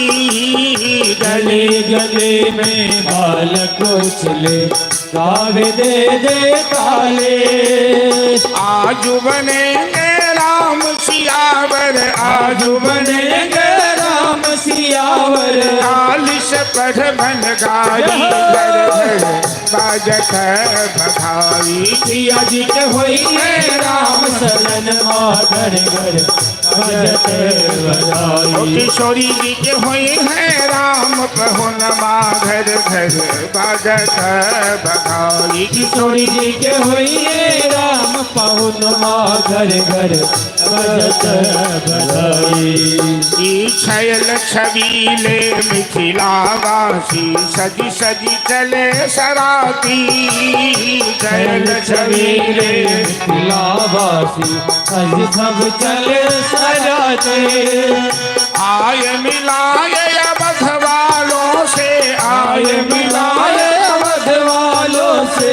जहन ऐल बरियाती घर घर बाजत बधाई। सिया जी के हुई राम सजन घर घर बाजत बधाई। किशोरी जी के हुई है राम पहुनमा घर घर बाजत बधाई। किशोरी जी के हुई राम पहुनवा घर घर बाजत बधाई। बाजत बधाई घर घर बाजत बधाई। बाजत बधाई घर घर बाजत बधाई। सिया जी के किशोरी जी के हुई है राम सजन घर घर बाजत बधाई। किशोरी जी के हुई राम सजन घर घर बाजत बधाई। सिया जी के हुई है राम पहुनमा घर घर बाजत बधाई। किशोरी जी के हुई राम सजन घर घर बाजत बधाई। बोल मिथिला धाम की जय। सबके मन में एक ही भाव कि कल कन्हैया आए, आज राम जी मिथिला आए, मिथिला के दामाद बने। आपका गीत नहीं हो पाया, समझे नहीं? चलिए कोई बात नहीं, कभी देखा जाएगा। प्रातः काल गुरु जी की पूजा के लिए जनक जी की वाटिका से फूल लेने गए दोनों भाई। दुनिया में रावण की अशोक वाटिका की प्रशंसा है, जहां जानकी को रखा गया था। लेकिन जनक जी की वाटिका के सामने वो भी तुच्छ। एक ऋतु 2 महीने रहती है, 6 ऋतु 12 महीने में बीतती है। लेकिन जनक जी की वाटिका में 12 महीना वसंत ऋतु का वास होता है। जहां वसंत ऋतु रही लुभाई, गई रहो देखन फुलवाई। जनक जी की वाटिका से केवल पूजा के लिए फूल लिया जा सकता है, बाकी किसी श्रृंगार के लिए और काम के लिए उपयोग नहीं होता है। राम लक्ष्मण फूल तोड़ने गए, वहां के मालीगण से बात करके फूल तोड़ रहे हैं। और जानकी जी उस वाटिका में सुंदर गिरजा का मंदिर है, सुंदर सरोवर है, सुंदर पक्षियों का कलरव है, शीतल मंद सुगंध वायु बह रही है। जानकी अपनी सहेलियों के साथ गिरजा पूजा करने आई है उस जनक वाटिका में। और राम लक्ष्मण जनक वाटिका में फूल लेने आए हैं। एक सखी जानकी के झुंड से अलग होकर चली गई थी फुलवाड़ी घूमने। गोस्वामी तुलसीदास जी महाराज लिखते हैं कि एक सखी ये संग बिहाई, गई रही देखन फुलवाड़ी। उनने राम लक्ष्मण को देखा जिनकी चर्चा कल से पूरे जनकपुर में चल रही है। वो दौड़ी आई और जानकी को कहती है, ये जानकी अरे गिरिजा मैया, गिरिजा माँ तो यहाँ है ही, पूजा बाद में भी कर लेना। जिनकी चर्चा कल से पूरे जनकपुर में चल रही है, वो दोनों भाई फुलवाड़ी में फूल लेने आए हैं। दूसरा भाव भी इस प्रसंग का है, किसी भी महिला का मैके चाहे कितना भी खराब हो, अशिक्षित हो, लेकिन महिला के लिए अपना मैके बहुत अच्छा होता है। आप जरा अपने ससुराल की निंदा करके देख लीजिए। एक बार महादेव जी निंदा कर दिए तो पार्वती मैया कार्तिक गणेश को लेके चल दी, मैं नहीं रहूंगी आपके घर। फिर महादेव को मनाना पड़ा। तो राम लक्ष्मण पूरे मिथिलावासी को जिन निज रूप मोहिनी नारी किन्हु स्वबस सकल नर नारी, सबको घायल कर दिया, सबको पराजित कर दिया।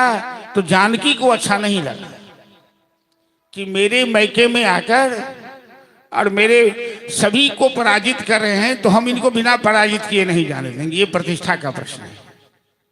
तो सखी कहती है, अरे वो आए हैं बगल में, चलो तो मुलाकात तो करो। उनको भी बड़ी अपने सौंदर्य का घमंड है, तो तुम जरा अपना सौंदर्य दिखा दो। जानकी के सामने तो राम जी कुछ भी नहीं है। तो दूसरी सहेली पूछती है, अरे कैसे हैं दोनों, तुमने अपनी आंखों से देखा है? यहाँ तुलसीदास जी की जो कवित्व शैली है बड़ी अद्भुत है, जहाँ संस्कृत जगत में भी नहीं पाई गई है। उस सखी से पूछती है, कैसे हैं? अरे कैसे बताऊं, गिरा नयन नयन बिनु बाली, श्याम गौर किम कहो बखानी। एक श्याम वरण है, एक गोरे वरण। बड़े श्याम हैं, छोटे गोरे। लेकिन आंख देखी, आंख ने देखा तो आंख बोल नहीं सकती है। अब मुंह बोल सकता तो मुंह ने देखा नहीं। ये कवित्व शैली है। बोलता कौन है? मुंह। मुंह देखता नहीं है। और देखती कौन है? आंख। तो आंख बोलता नहीं है। उस शुभका नाम की सखी कहती है, मैं कैसे बताऊं, आंख बोल नहीं सकती या मुंह देख नहीं सकता। तुम चल के देख लो। जानकी की उम्र 9 साल की है, राम 16वें साल में।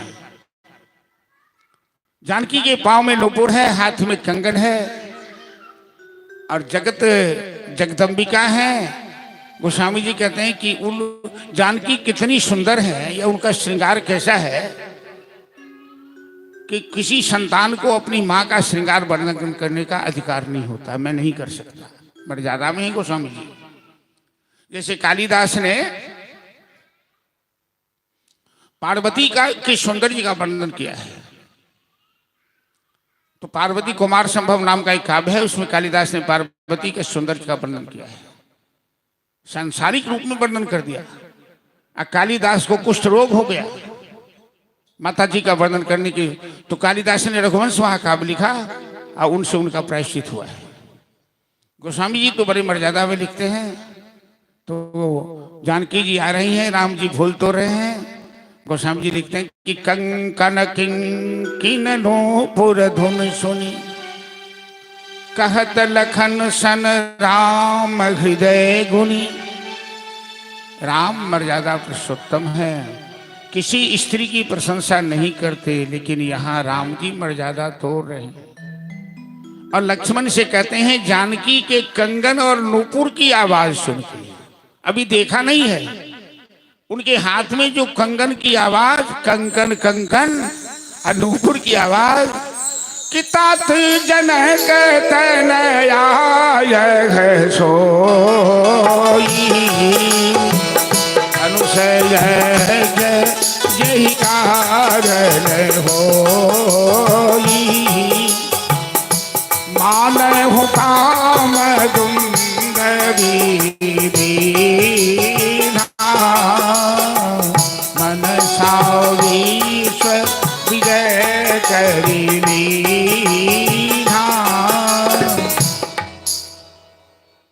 लक्ष्मण, ये कंगन और नूपुर की आवाज बता रही है कि वही जनक नंदिनी जानकी आ रही हैं, जिनके निमित्त ये धनुष यज्ञ स्वयंवर चल रहा है। लक्ष्मण, मैं उनके नूपुर और कंगन की आवाज से घायल हो गया, मैं पराजित हो गया हूं, मैं अपनी पराजय स्वीकार कर। ये जनक वाटिका की विशेषता है कि जो राम अपना मुखौटा दिखाकर मिथिला वासियों को पराजित किया है, वश में किया है, उन राम को आदि शक्ति जगदम्बा जानकी अपने नूपुर और पायल की आवाज से राम को घायल किया है। बोल जनकनंदनी जानकी मैया की जय। जानकी आदि शक्ति जगदम्बा है, राम परात ब्रह्म ब्रह्म परमेश्वर है।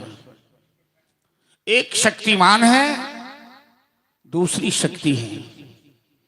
शक्ति और शक्तिमान का जब आमना सामना होता है, साक्षात्कार होता है, तो प्रकृति मुस्कुराने लगती है, कोयलिया कजरी राग अलापने लगती है। राम सिया के मधुर मिलन से फुलवारी मुस्काए, कोयलिया कजरी गाए। चलिए भजन का आनंद लीजिए स्वाद। बोल श्याम रामचंद्र की जय। राम सिया के मधुर मिलन से फुलवारी मुस्काए, कोयलिया कजरी गाए, कोयलिया कजरी गाए, कोयलिया कजरी गाए, कोयलिया कजरी गाए। राम सिया के मधुर मिलन से, राम सिया के मधुर मिलन से फुलवारी मुस्काए, कोयलिया कजरी गाए, कोयलिया कजरी गाए, कोयलिया कजरी गाए, कोयलिया कजरी गाए।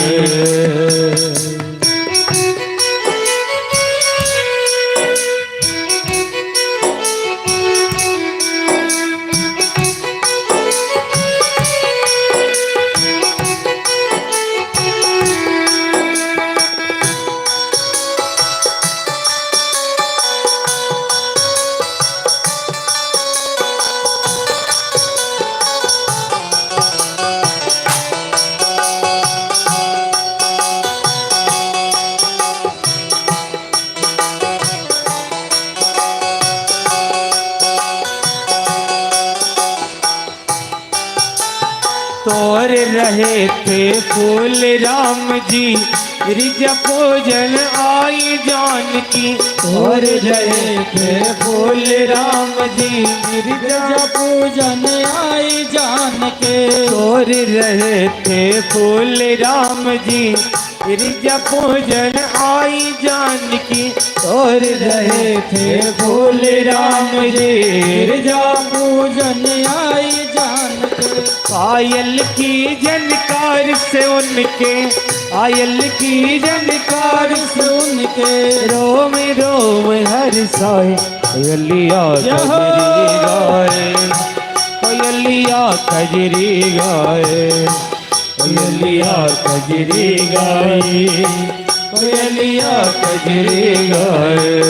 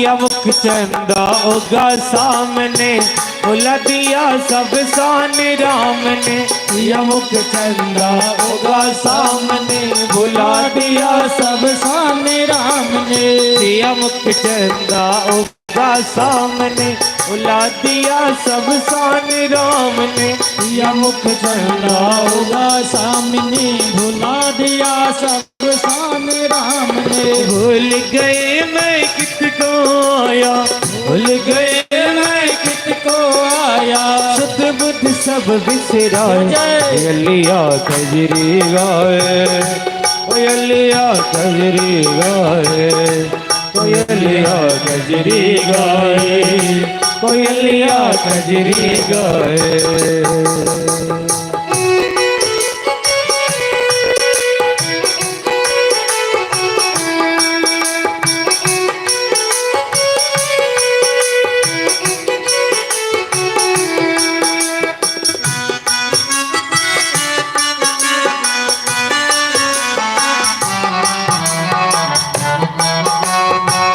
जाओ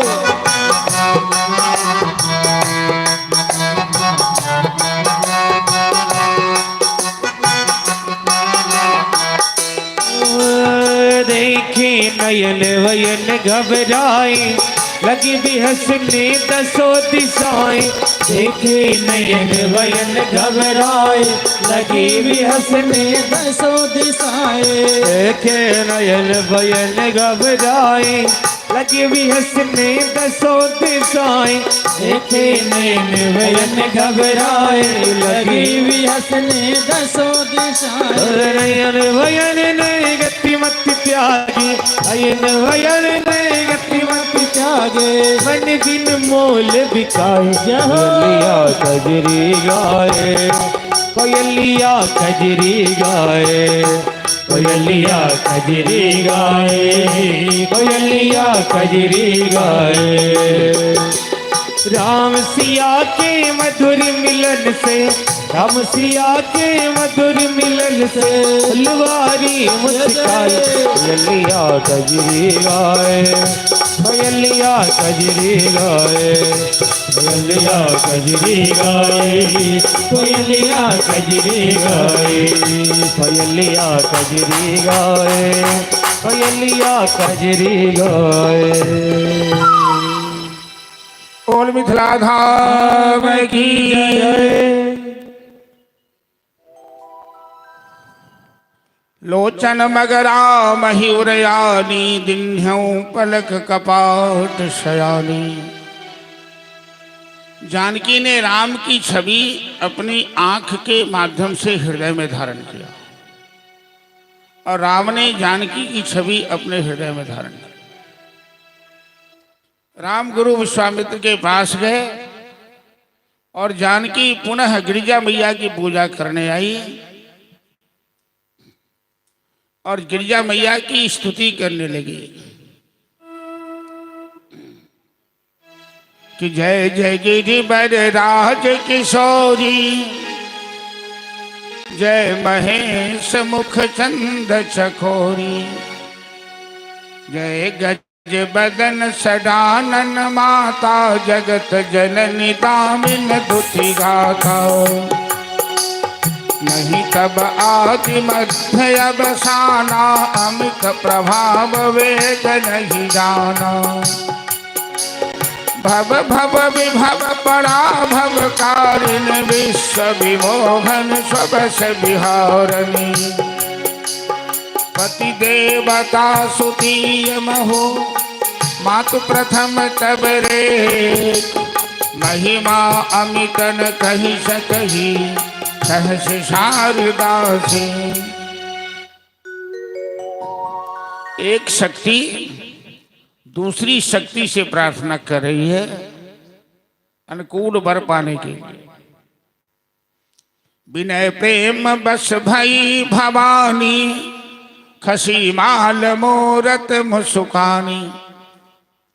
जब देवता के घर में दर्शन के लिए जाइए और देवता की मूर्ति से कोई फूल आपके पात्र में आ जाए, आपके आंचल में आ जाए, माला आ जाए, तो समझिए कि आपका काम सफल हो गया, देवता का वरदान मिला। तो पत्थर की मूर्ति में जो माल्यार्पण किया गया था, पार्वती मैया माला जानकी के गले में नहीं डाल सकती हैं। क्यों नहीं डाल सकती हैं बताइए? पार्वती मैया जानती हैं कि जानकी के हृदय में राम जी निवास कर, अगले जन्म में सीता का रूप धारण किया तो पति ने त्याग दिया, और इनके गले में जयमाला डालूं तो राम के गले में जयमाला हो जाएगी। फिर महादेव ने कहीं मेरा त्याग कर दिया, तो खसी माल मूरत सुखानी, माला मूर्ति से नीचे आई और मूर्ति हंसने लगी, पत्थर की मूर्ति हंसने लगी। हंसकर क्या कहती है कि सुन सी सत्य अशीष हमारी, पूजा ही मन कामना तुम्हारी। तेरी मनोकामना पूरी होगी, मेरा आशीर्वाद है। मन जाहिरा चो मिलहु सो वर्ष सुंदर सांबरो, करुणा निधान सुदान शील स्नेह जान तरावरो। इस तरह से गिरिजा मैया ने जानकी को आशीर्वाद दिया। राम जी कभी किस स्त्री की ओर नजर उठा के देखा नहीं। राम का आदर्श, राम की मर्यादा, आदर्श और मर्यादा के सर्वोच्च मानदंड का नाम ही राम है,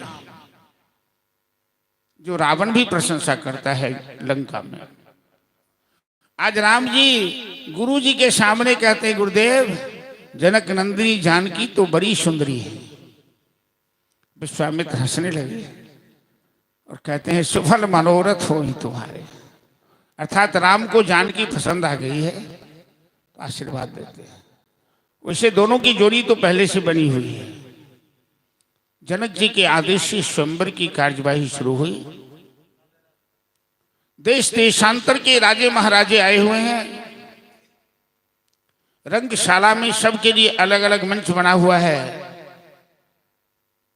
एक सिंहासन पर जनक जी स्वयं विराजमान है। सब मंचन ते मंच एक सुंदर सुखद विशाल, मुनि समेत रघुवंश मणि बैठा रे महिपाल। उस रंगशाला में सबसे ऊंचा विशाल सुंदर मंच विश्वामित्र के वास्ते बना है, जिस पर मिथिला नरेश ने राम लक्ष्मण के साथ विश्वामित्र को विराजमान करवाया।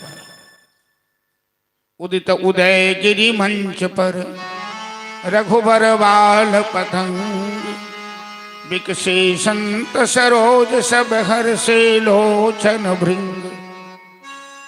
और जैसे उस मंच पर राम जी विराजमान हुए तो क्या हुआ, जैसे सूर्योदय होते ही सारे नक्षत्रगण विलीन हो जाते हैं। राम के तेज के सामने जितने देश देशांतर के राजे महाराजे आए हैं सभी फीके दिखने लगे।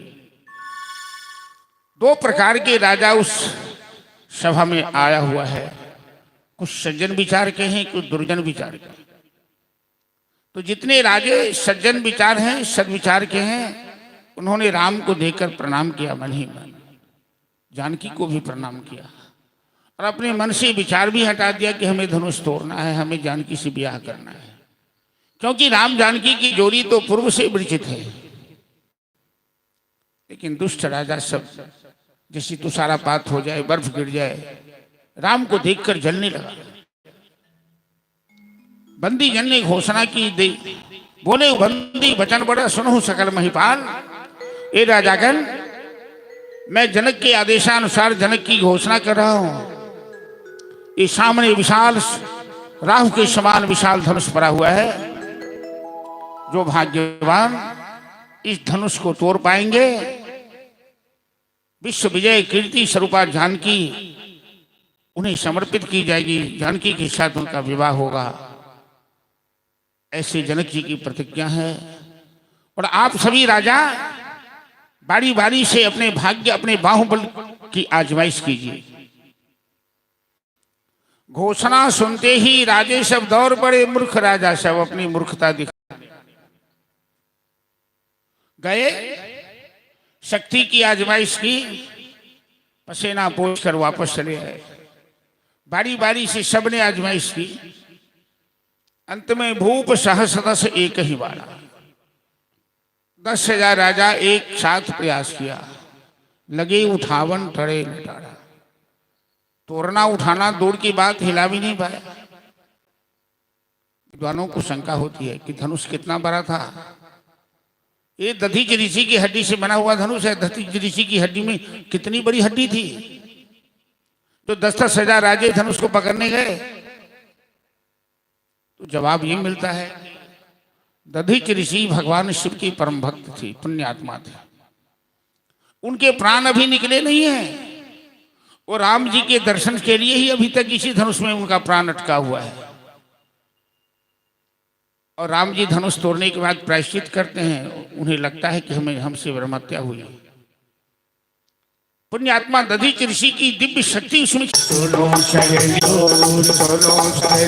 मोरी है मौरिया के अजब बहार। सुनो सहेलिया मोरी है मौरिया के अजब बहार। ओ भोरवा नचावत आ गई, भोरवा नचावत आवै, ओ भोरवा चमकावत आ गई, भोरवा चमकावत आवै।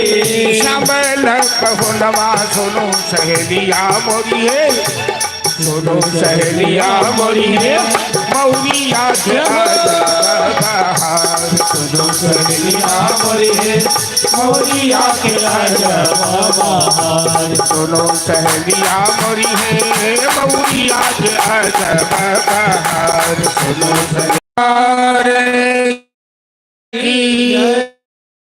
भजन नहीं है क्या? वो बड़ा जी वाला उनको तो होगा।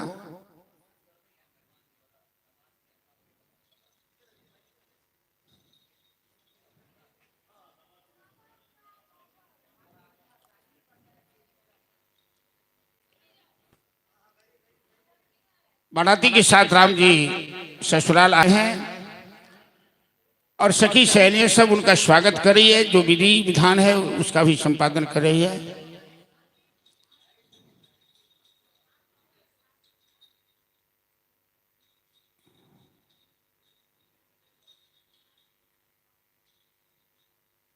क्या हुआ?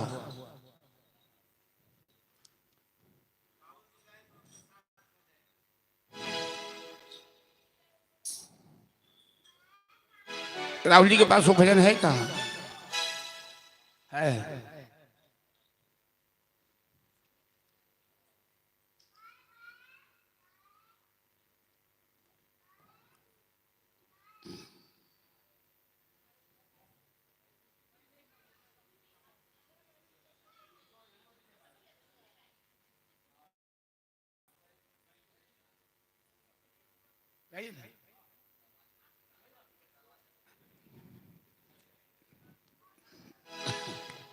भारी हला से कल बताए थे कि ससुराल की गाली भी अच्छी लगती है, तो भारी से क्या लेना है।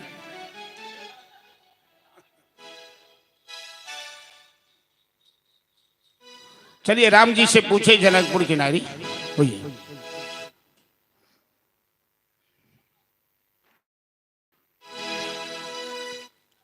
जब डोली से राम जी को उतारा गया तो साले गले में गमछा लगा के दामाद जी को अंदर ले जाते हैं। ये ब्राह्मणों में, हम लोगों में परंपरा है, आप लोगों में क्या है पता नहीं। लेकिन साले साहबी गले में गमछा लगाकर अंदर ले जाते हैं जहां मंडप बना है, जहां वेदी बनी है। और ससुराल का महत्व समझ लिए सभी आदमी मन ही मन। किसी से कोई कर्जा लेता है और विलम्ब होता है तो कहता है गला में गमछा ला के सुन लेंगे। लेकिन ससुराल में साला गला में गमछा लाकर खींच कर ले जाता है, बड़ा अच्छा लगता है। ससुराल में गले में गमछा भी अच्छा लगता है, ससुराल की गालियां भी अच्छी लगती है। क्यों? कि ससुराल में जीवन संगनी मिलती है, इसलिए सब कुछ अच्छा लगता है। यदि वो नहीं हो तो ससुराल भी फीका पड़ जाता है। चलिए, तो राम जी के विवाह के समय मिथिलानी सब गाली पड़ रही है। और केवल राम जी को ही नहीं, न राम जी के पिताजी को छोड़ा, न राम जी के गुरु जी को छोड़ा। दो गुरु यहाँ विद्यमान है, दाढ़ी वाले बाबा विश्वामित्र और वशिष्ठ जी। भूल से भी लड़के के ससुराल पिता और गुरु को नहीं जाना चाहिए साथ में। वरना इतनी गालियां सुननी पड़ती है, न समधी जी बाकी रहते हैं न गुरु जी बाकी रहते हैं। चलिए मिथिलानी सब किस तरह से गालियां पढ़ रही है, जरा श्रवण कीजिए। बोले दुल्हा सरकार की जय। राम जी से पूछे जनकपुर के नारे, बता दबुआ लोग बदेत काहे गारी, बता दबुआ लोग बदेत काहे गारी, बता दबुआ लोग बदेत काहे गारी, बता दबुआ लोग बदेत काहे गारी, बता दबुआ। राम जी से पूछे, राम जी से पूछे जनकपुर की नारी, बता दबुआ लोग बदेत काहे गारी, बता दबुआ लोग बदेत काहे गारी, बता दबुआ।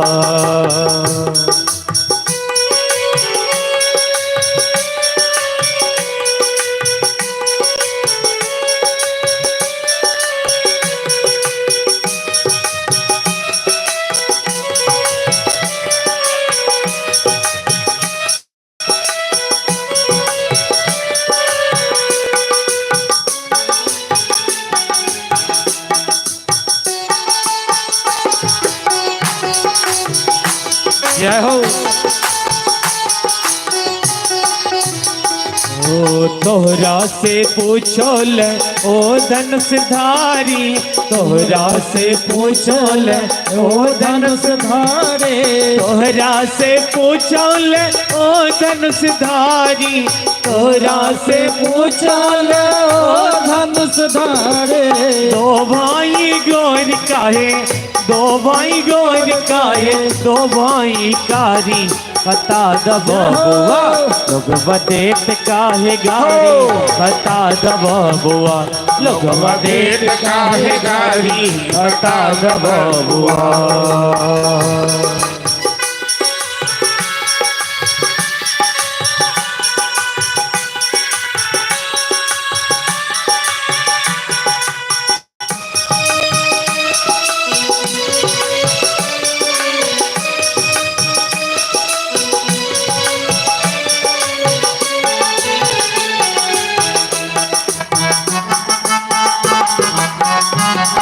जय हो। ओ ई बूढ़ा बाबा के पकल पकल दाढ़ी, ई बूढ़ा बाबा के पकल पकल दाढ़ी, ई बूढ़ा बाबा के पकल पकल दाढ़ी, ई बूढ़ा बाबा के पकल पकल दाढ़ी। देखन में पातर, देखन में पातर, खाए भर थारी, बता दबुआ लोग बदेत काहे गारी, बता दबुआ लोग बदेत काहे गारी, बता दबुआ।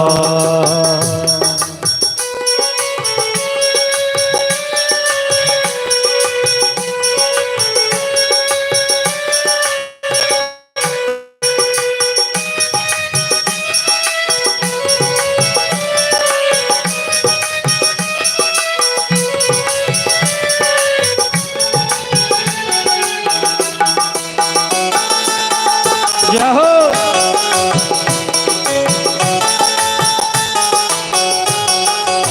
ओ कहतिन स्नेह लता मन में विचारी, कहतिन स्नेह लता मन में विचारे, कहतिन स्नेह लता मन में विचारी, कहतिन स्नेह लता मन में विचारे।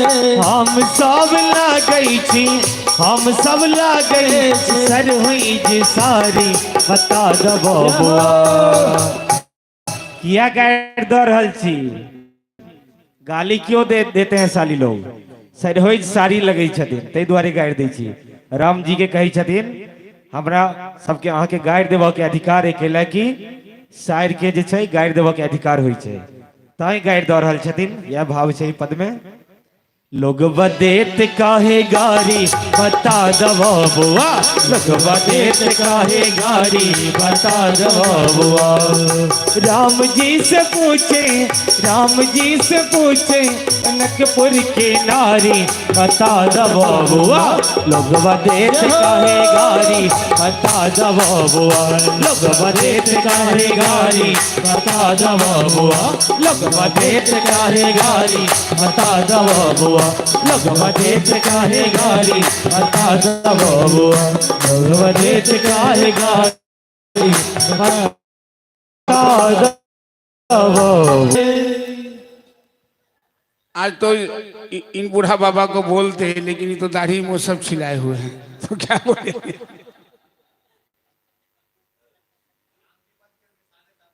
हाँ हाँ, अच्छा।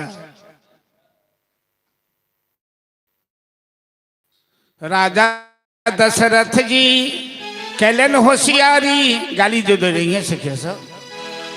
आपके पिताजी तो बड़ी चालाकी की है क्या।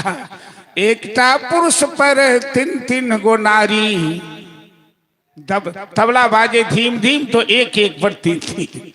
एकता पुरुष पर तीन तीन गो नारी, बताओ बबुआ, एक से दूसरी यदि घर में आ जाए तो राम जी को भोगना पड़ेगा, वनवास जाना पड़ेगा कनकी कला में। और केवट कहेगा कि आपके पिताजी की यदि तीन पत्नियां नहीं होती तो आपको वनवास नहीं आना पड़ता। चलिए विनीता जी, आप कोई एक भजन सुनाइए, और एक भजन और उसके बाद हम लोग आरती कराएंगे। आज कथा में ज्यादा विलंब नहीं करेंगे। अरे कितना बज गया? ठीक है, चाहिए जो भजन आता है वही गाइए, कोई बात नहीं। ऐसा राम जी के ससुराल का आता है तो वही गा दीजिए, कोई भाषा में गाइए। मैं तो बस एक सोच के आई हूँ और जो सोच के आई है वही गाइए। थोड़ी डिस्टर्ब भी हूँ, इसीलिए जो सोच के आई हूँ बस वही गाऊंगी। ठीक ठीक ठीक ठीक। और परमात्मा के दरबार में अचानक बहुत अच्छी तबीयत खराब हो गई है। अच्छा अच्छा।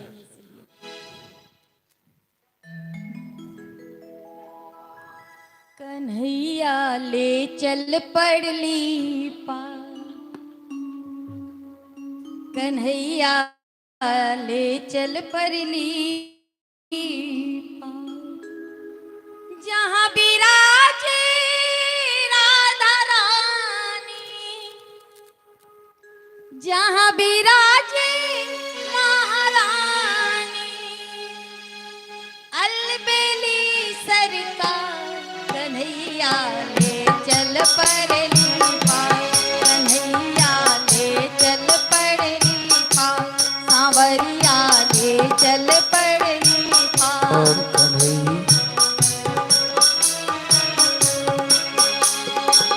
जहाँ विराजे राधा रानी, जहाँ विराजे राधा रानी, अलबेली रहो। कन्हैया ले चल पड़ली पार, सांवरिया ले चल पड़ली पार।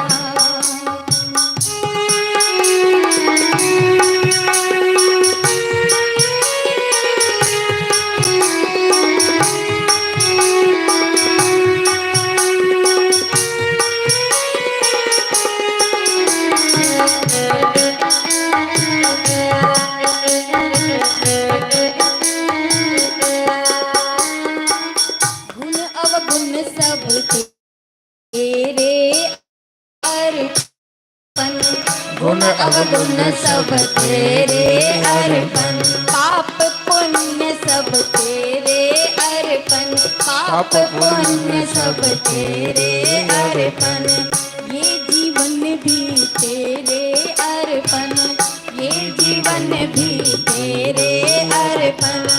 मैं तेरे चरणों की दासी, मैं तेरे चरणों की दासी, मेरे प्राण आधार, कन्हैया ले चल पड़ली पार, कन्हैया ले चल पड़ली पार, सांवरिया ले चल पड़ली पार।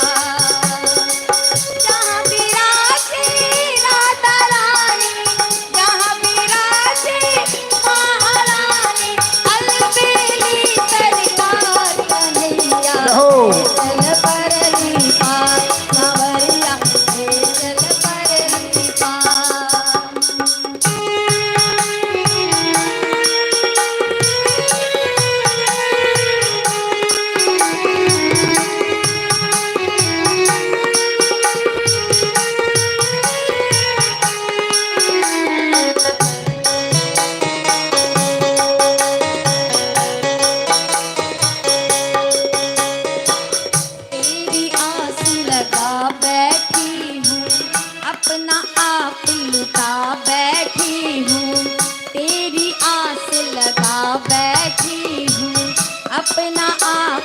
लज्जाता बैठी हूँ,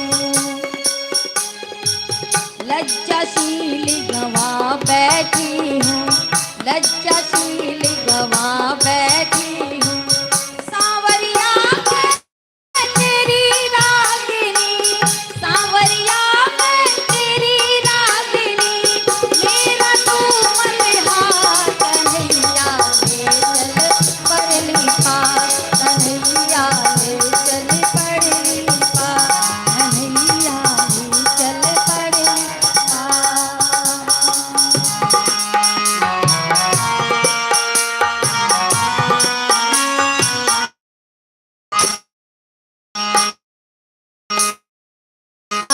अंधेरा सूझत को राह नहीं है, चारों तरफ है आया अंधेरा, सूझत कोई राह नहीं है।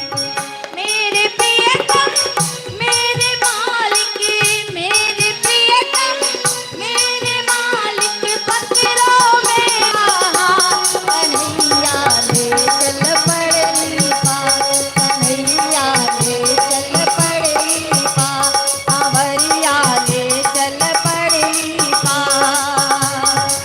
जहाँ बिराजे राधा रानी, जहाँ बिराजे महारानी, अलबेली सड़का कन्हैया ले चल परली पार, सांवरिया ले चल परली पार, कन्हैया ले चल परली पार, सांवरिया ले चल परली जय जय श्री राधे। जय जय श्री राधे। भगवान के चरणों में जिस दिन हम लोग अपने आप को सौंप देंगे तो ले चल परली पार। ब्रजभाषा में है परली पार मतलब भवसागर से पार, नदी पार को परली पार बोलते। तो गोस्वामी तुलसीदास जी राम विवाह के अवसर पर लिखते हैं एक चौपाई कि हम सब सकल सुकृति के राशि, भय जग जन्म जनकपुर वासी। ब्रजमंडल में जो भी जन्म लिया है, उद्धव गोपी संवाद में ये प्रसंग आता है। जब उद्धव जी इन ब्रजवासियों का प्रेम देखते हैं, संसार में किसी भी शास्त्र में यदि प्रेमियों की चर्चा होती है, चाहे सुखदेव की चर्चा हो, चाहे प्रहलाद की चर्चा हो, चाहे नारद जी की चर्चा हो, गोपी उनमें सबसे आगे मानी गई। नारद जी एक ग्रंथ लिखे हैं भक्ति सूत्र, अथातो भक्तिम व्याख्या श्याम, संस्कृत में है। उसमें प्रेम कैसा होना चाहिए भगवान से, तो नारद जी दृष्टांत देते हैं कि यथा ब्रज गोपिका नाम, जैसे ब्रज की गोपियां कन्हैया से प्रेम करती है, वो प्रेम होना चाहिए। ब्रज की गोपियों के प्रेम में क्या है ऐसी खासियत? भगवान की कितनी पत्नियां थी कन्हैया की? 16,108। 108 नहीं, उनमें 8 पटरानियां थी, रुक्मिणी, जामवंती, सत्यभामा, कालिंदी, मित्रवृंदा, लक्ष्मणा इत्यादि। इनको लगता था कि हम सबसे ज्यादा प्रेम करते हैं इनसे।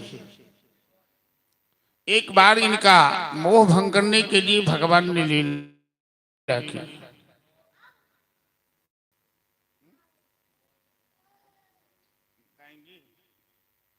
अच्छा ठीक है।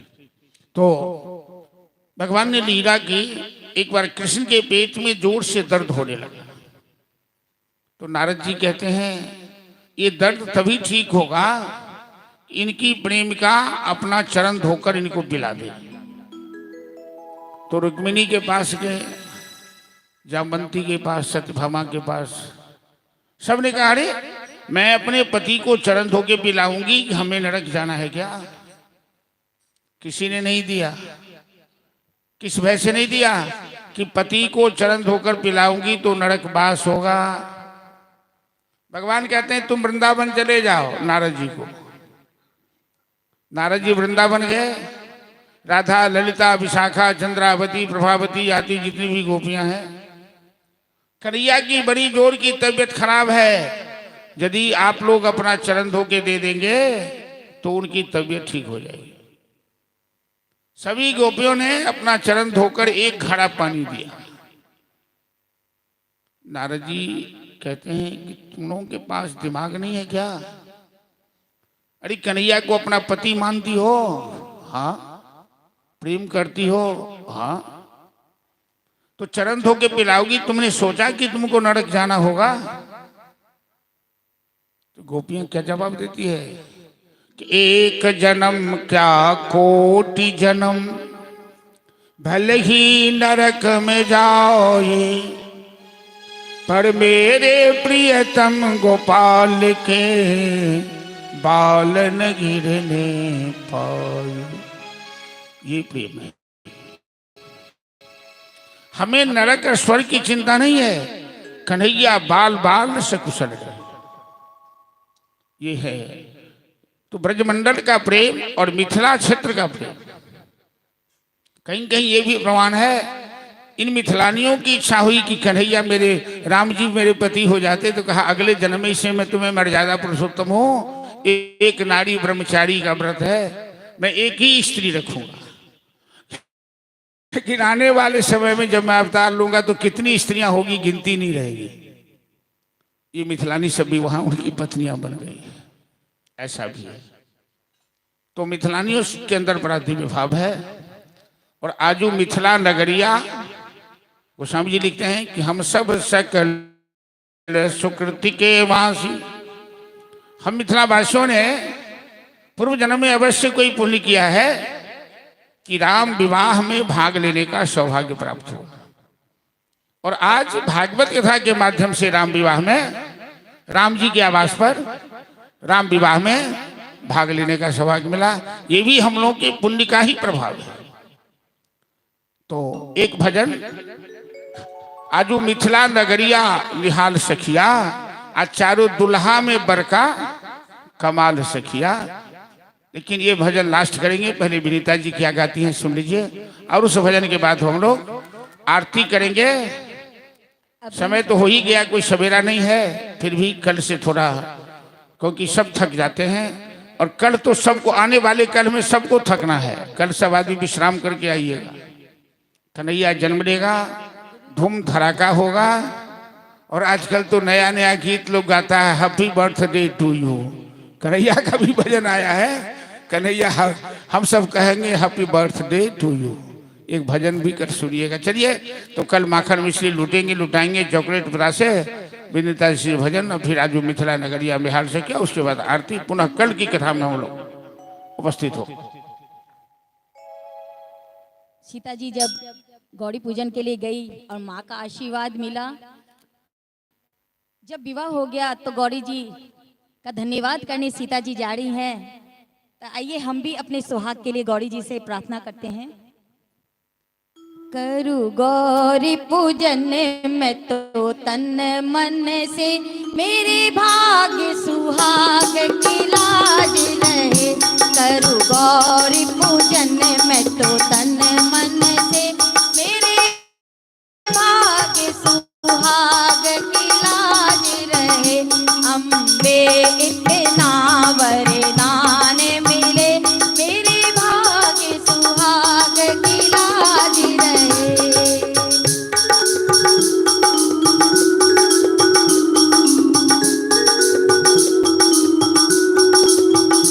मेरे चुनरी में चंदा चमकता रहे,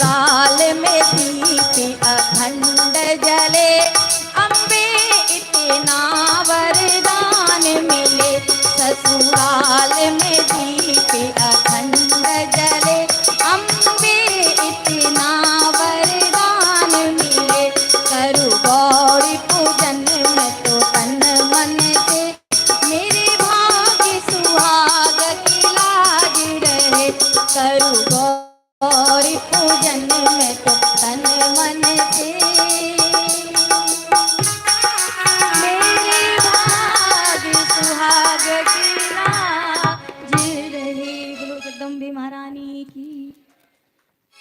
माता गिरिजा कुमारी कन्याओं के लिए वरदायिनी होती है।